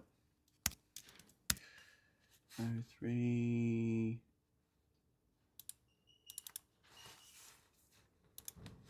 Okay. I think capacitors are for voltage stabilization and switching. Yeah, at point 1 is not going to do much on those, whatever. I can play around with them or just not place them. So we need a 249 for ILM and then the divider. 249 for ILM.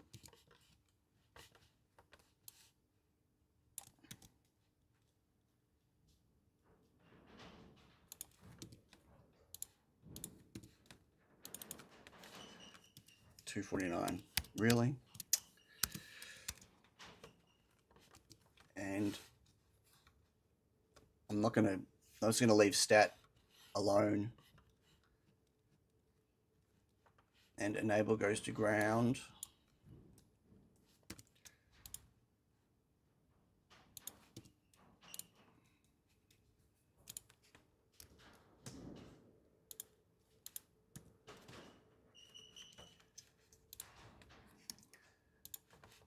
Okay, so I need, it's going to in 1, is it? In 1. Okay, so we need a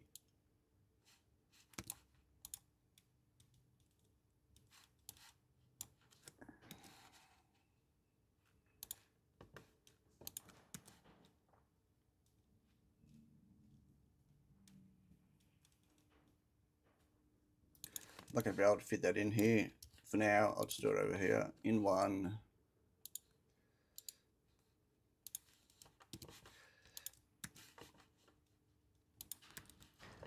And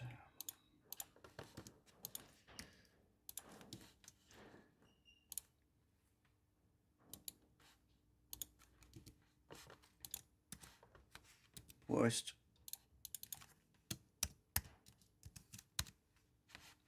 No, VS, VSNS. Dyslexic much? Yes. Okay, so they put 402 and 100K.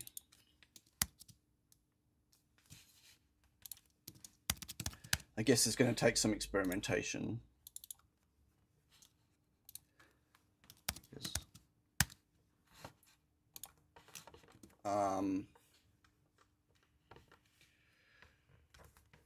But won't that draw 50 milliamp continuously? What? 100 ohm at 5 volts. Yeah, it's an RC filter, but I don't even know why does it need an RC. I don't need an RC filter there at all anyway. That's what I said before. Like I don't know why we're putting this here. I might just mark it as that for the time being because I really don't think. Hang on, what have I got for stabilization on my 2115? Hang on. 1, 2 power.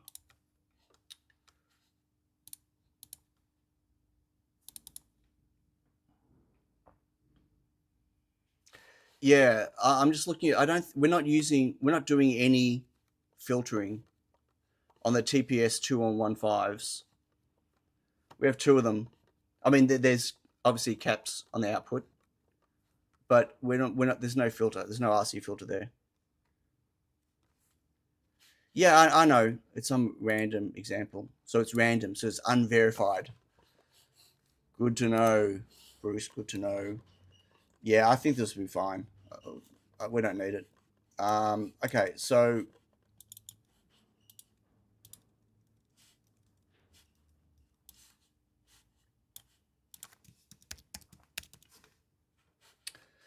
this will be the same footprint as the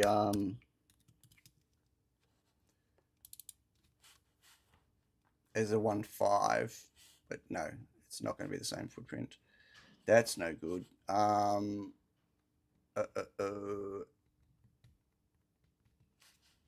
No.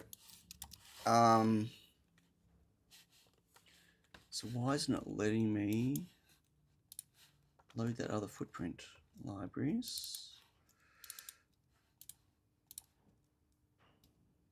And step.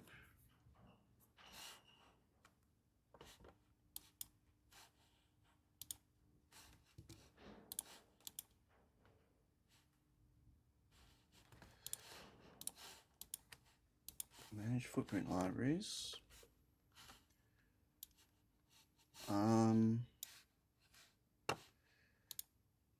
Maybe.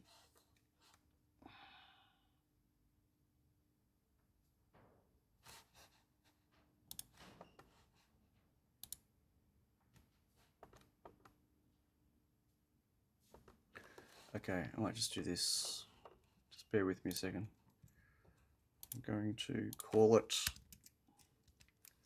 this.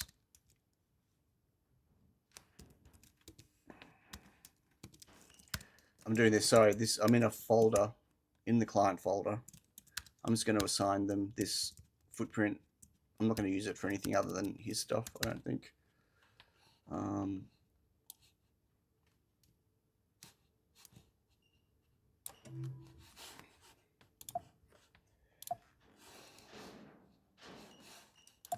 Okay, why am I stuck now?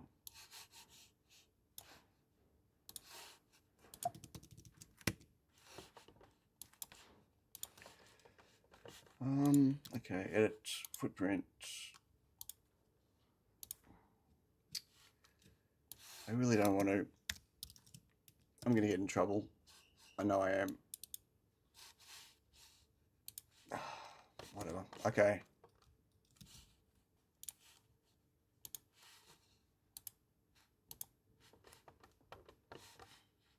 More goodies. Edit.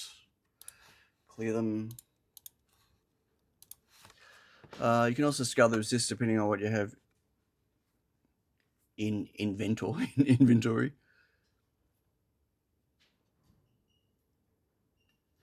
Yeah.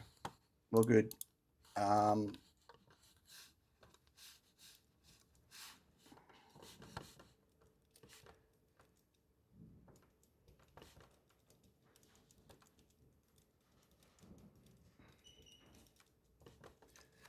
Okay. Wow. That wasn't painful at all. CC1.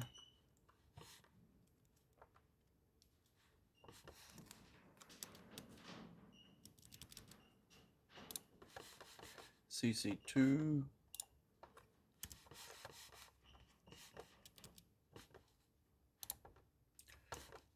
And do I even need?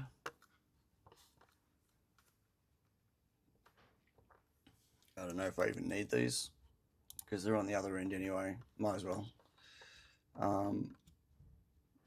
D minus D plus. I probably should stick one on the USB power coming in.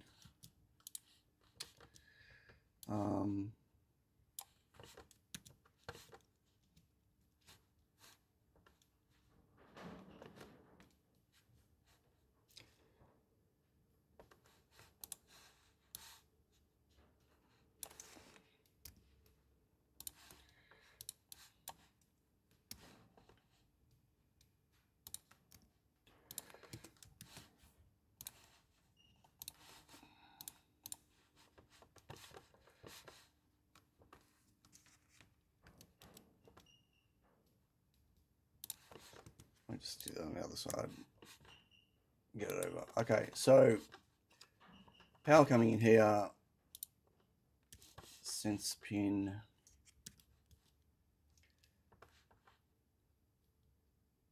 I need to work out where I'm going to hook that into. Why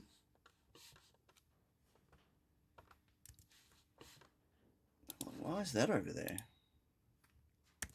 Must have stuffed up the footprint.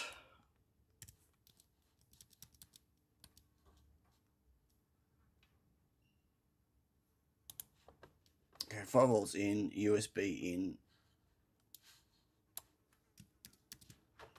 And look at that one as well. Why is that over there?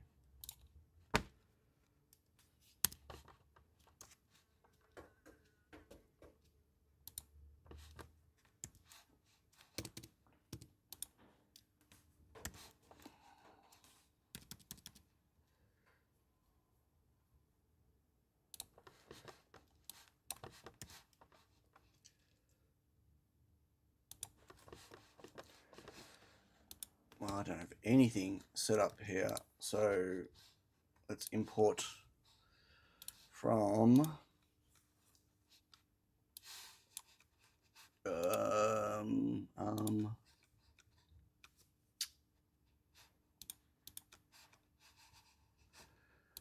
that one, open. Okay. Oh, no. That was an Altium board. Oh, it's got all the Altium crap in it. Oh well. I can fix that later. Too big. Oh,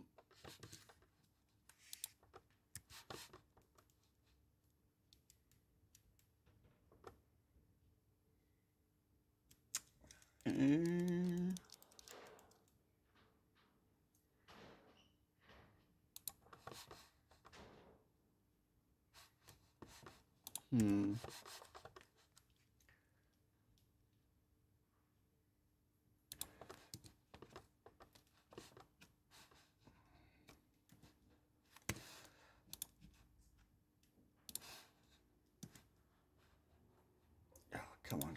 KiCad. Bloody hell. And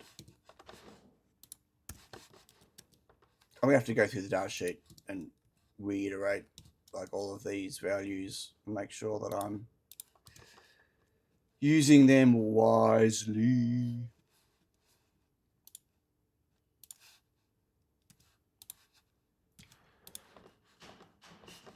Yeah, that's going to go all the way to there.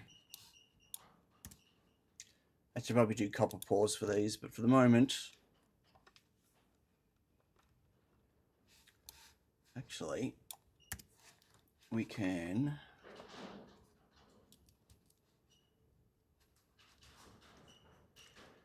just make this wider.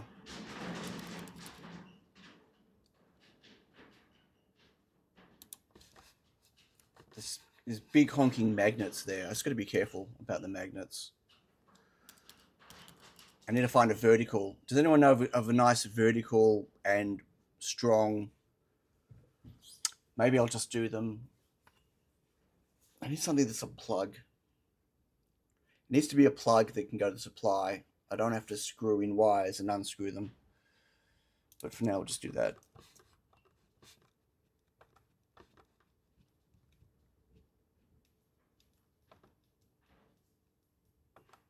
I know this looks crazy, but whatever. I just want to get it routed.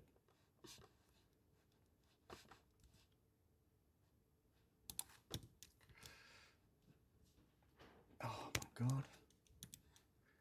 KiCad, what are you doing? Hello, Monster Mark. How you doing?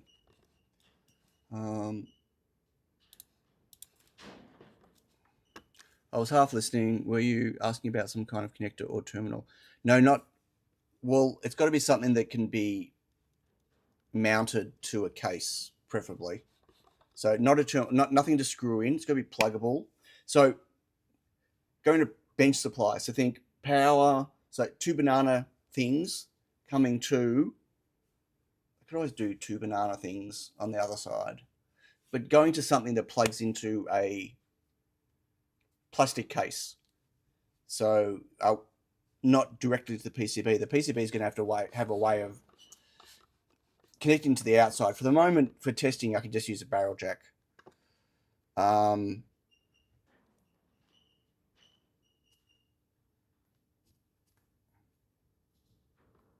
It just needs to handle 1.2 amps, right, at 5 volts. But example is just for the load for test.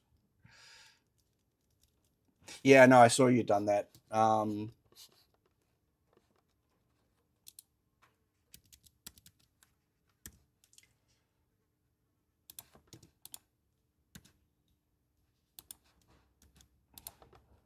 shocking.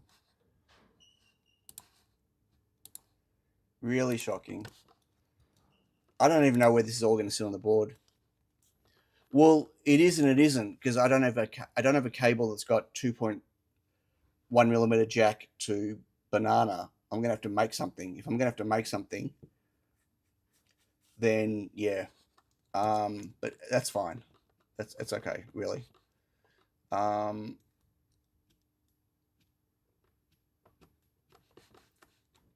So if the electronics is on that side, and then wherever, and the connector's on this side as a breakout, I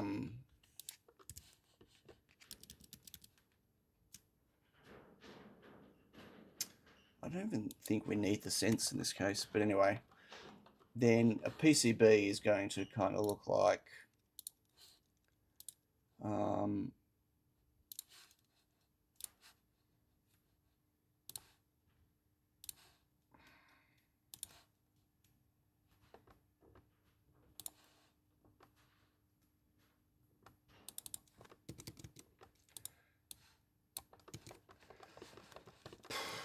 that should be centered.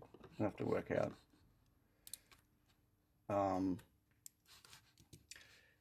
Okay, bug in. I don't know if it's just on the Mac. This happens to me all the time. See if I can actually capture this live in a video.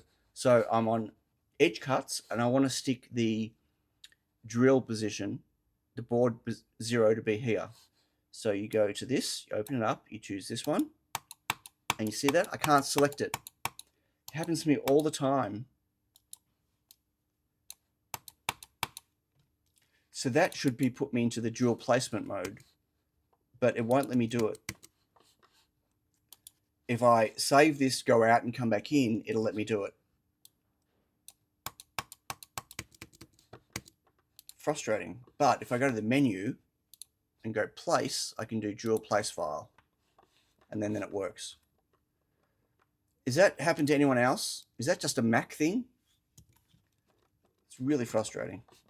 Anyway, so if that is now radio users, Anderson power pole connectors, ham radio users. I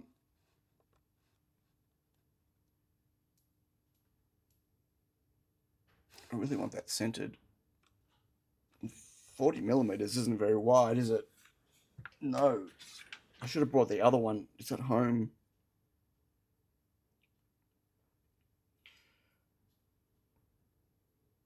I think it needs to be 80.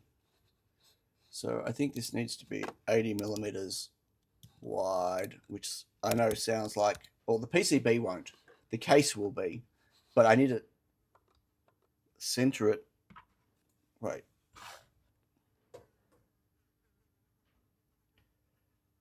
Maybe not.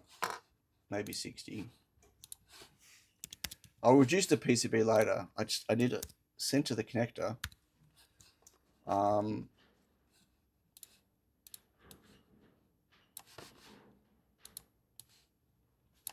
move everything else back in. So this needs to be,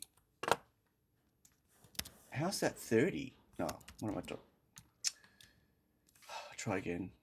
30 in the center, and how wide did I make this?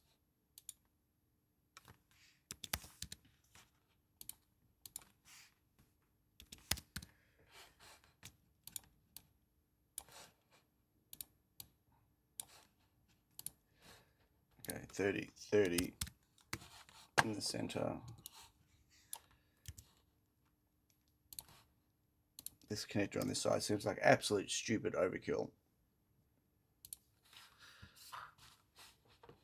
Okay.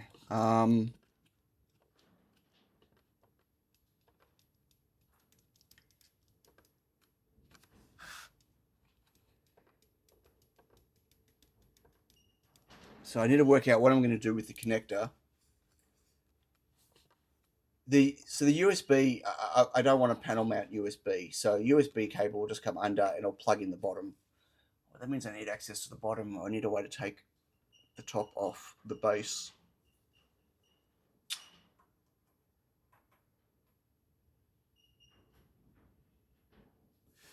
Does anyone know of any panel mount USB 3 connectors? Panel mount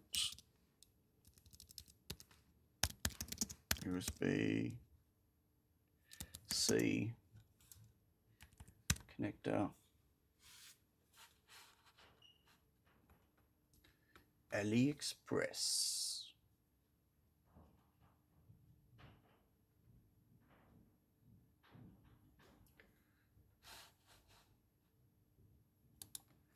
What is that? Not really what I want.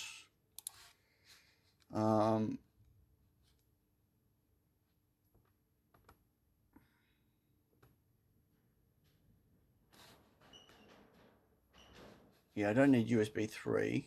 It's just USB 2, but USB-C.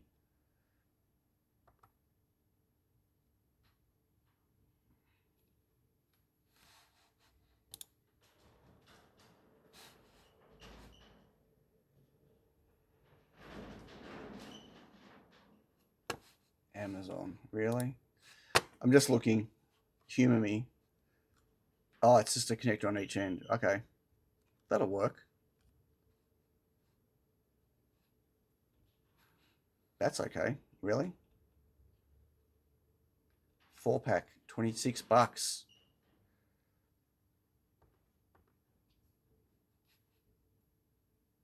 What do you reckon, folks?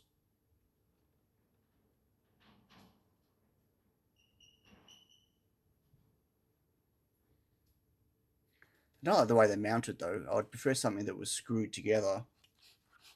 You know what I mean? Like, as in a, what are they called? Like that's, I have to screw those in. Something with a back plate is what I meant. I've used the RJ45 version of those, and they're good. The body's metal. Oh, really? These ones here? The tonguey? Is that what they're called? Tonguey.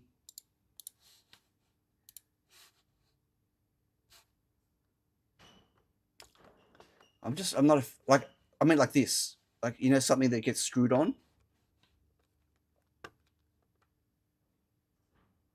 I don't need a jewel though. You know, by you know, that screws from the back. So you just need one hole. I don't like the idea that I have to actually screw that into the case as well. Oh, look at that. It's got a cover on it.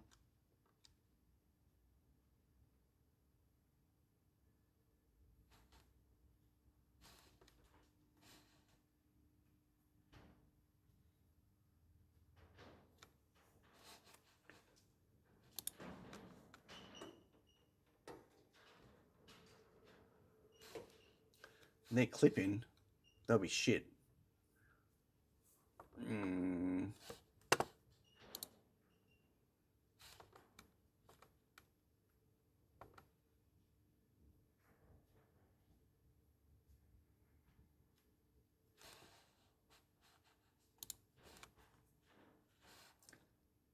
Like that's a screw-in one.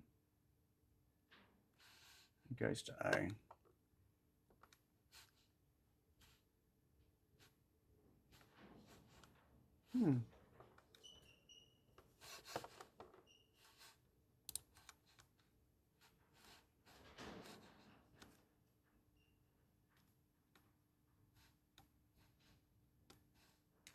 I don't need waterproof. I just need a screw-in connector. Why is it so hard? Oh, I didn't type the right thing.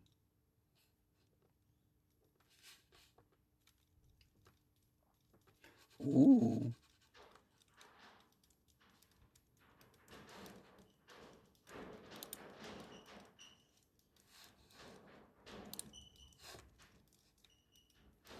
Right, like that.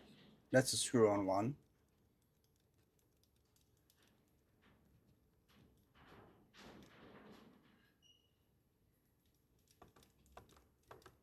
Not available, maybe? Yeah, that's $30 each, not a chance. Okay, I'll find something. So USB will go to USB, and then I need an external barrel jack. So panel mount 2.1 millimeter DC jack. Yeah, like one of these.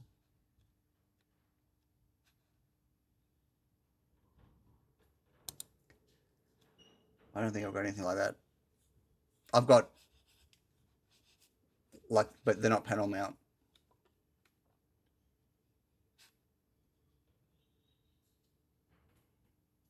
Okay, so then I can just do screw terminals inside. I can have USB and power plug at the back.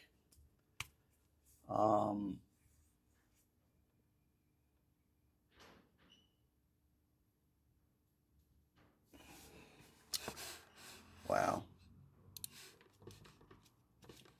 All about connectors. I'm going to have to work out what he wants. I'm going to have to ask a client what he wants, how he wants to do it. Because there's an external peripheral that gets connected to this bus here. Those three. But as I said, they're a TRSR, what are they called? But the mini ones, and it's a male. I don't know how I'm going to do that. That needs to be connected and disconnected as well for testing. He might already have a cable for those, or maybe we can just cut one up.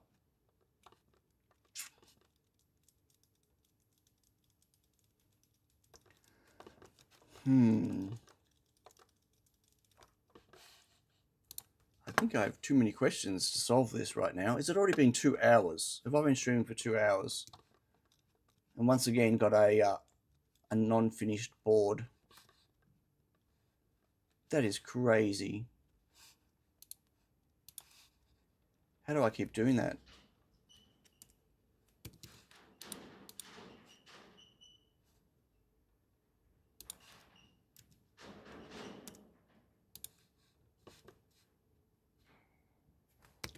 That's not what I want. How do I keep ending up with boards that are never complete on stream? There used to be once upon a time, I used to finish things on stream. But apparently that's a thing of the past. I need to go fire up the production line and start manufacturing.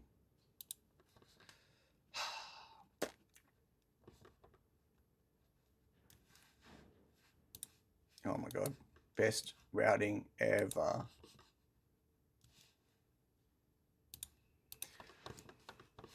Welcome to split my collection of devices that use 2.5 and that line uses 2.1.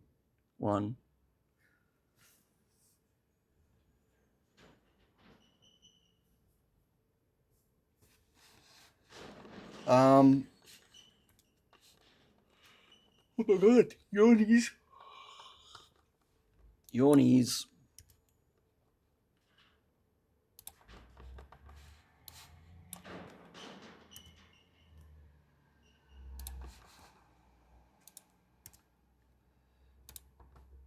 Tried to replicate your drill place issue and couldn't get it to do it on Windows.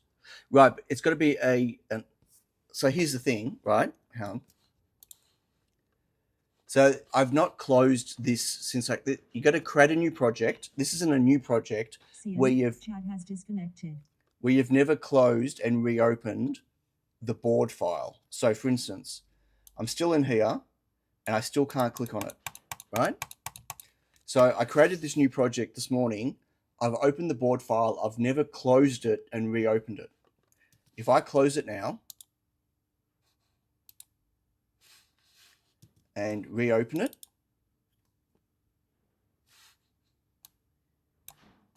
I can now select it. That's the bug, right?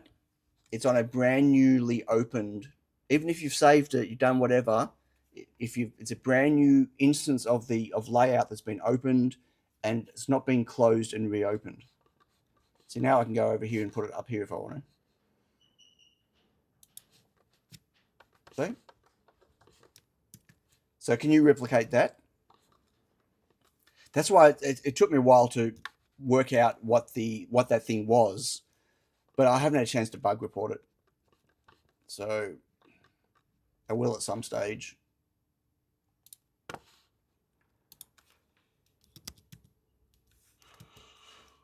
Oh my gosh. I am yawning like crazy.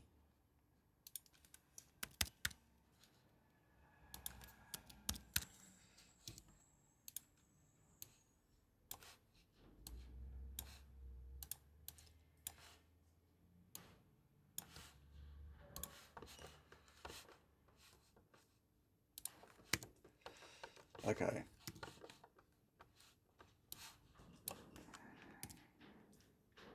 I'm gonna have to speak to the client about what connectors he wants to use. He'll say you decide. He'll tell me to decide, and then I'll decide and I'll do it. And then he'll go, actually, can we change it to this? So I'm gonna ask him and see what he says. But that's basically it. The schematic's there, ugly as it is, and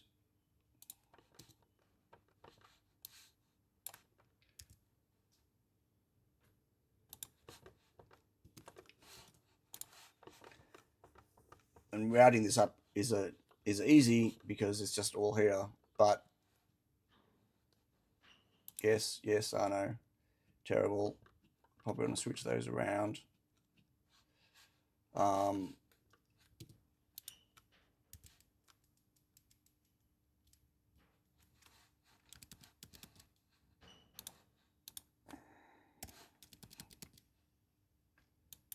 It's stupid me routing these until I know what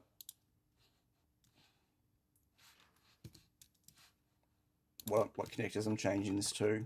Like if this is going to be, if I'm going to have a panel mount USB connector, then I don't want to stick a vertical one. I want to stick a horizontal one because these are a pain in the backside. Oh,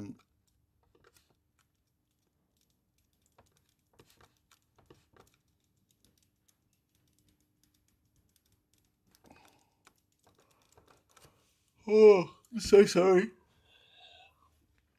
I told you at the start of the stream, Anyway, okay, I'm going to stop this here. I need to go. I didn't realize I've been going for 2 hours already. I have a full day of production ahead of me.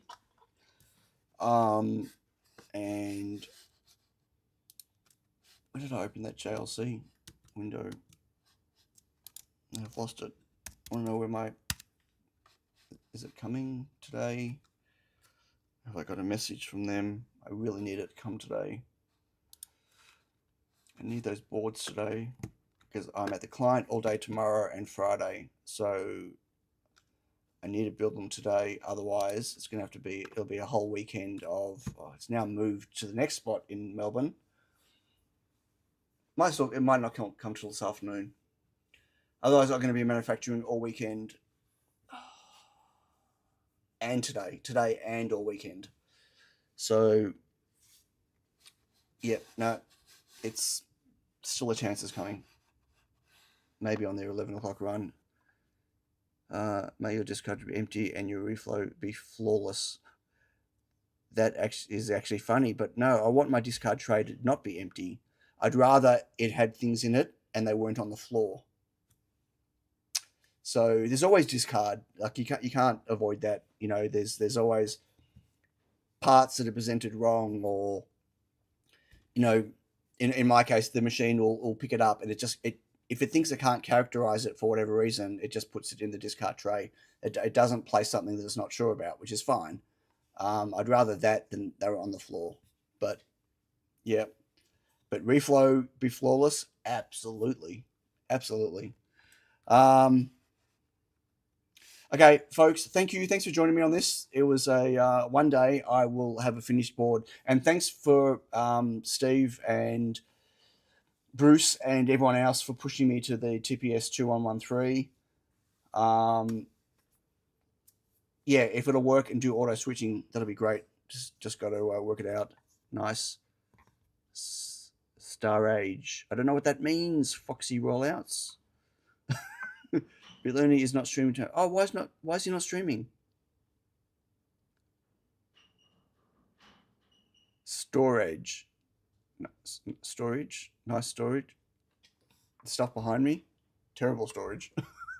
Oh, he's traveling? Oh. Because I know I don't chat a lot in his streams, but I have them on in the background most of the time. Like I'll be listening. I'll be on the line. I'll be doing stuff away from the keyboard, but I like listening. It's funny. Oh, well, he's traveling. Work or pleasure? Meaning makery, or is there a maker fair on that I don't know about or something? I don't know. Whatever. Okay. I'm going. Pleasure. Ooh, he's traveling for pleasure. Okay. Hopefully he took Tony with him then. All good, Foxy Riots. All good. It's pretty average storage, all those boxes. I mean, there's a lot of them. You can't see all of them. They go all the way that way as well as what's behind me. But yeah, look, they're convenient. Yeah. But my real storage is all over my desk in a mess. I'm not showing you that. Okay, bye everyone. Have a great week. I will catch you all next week.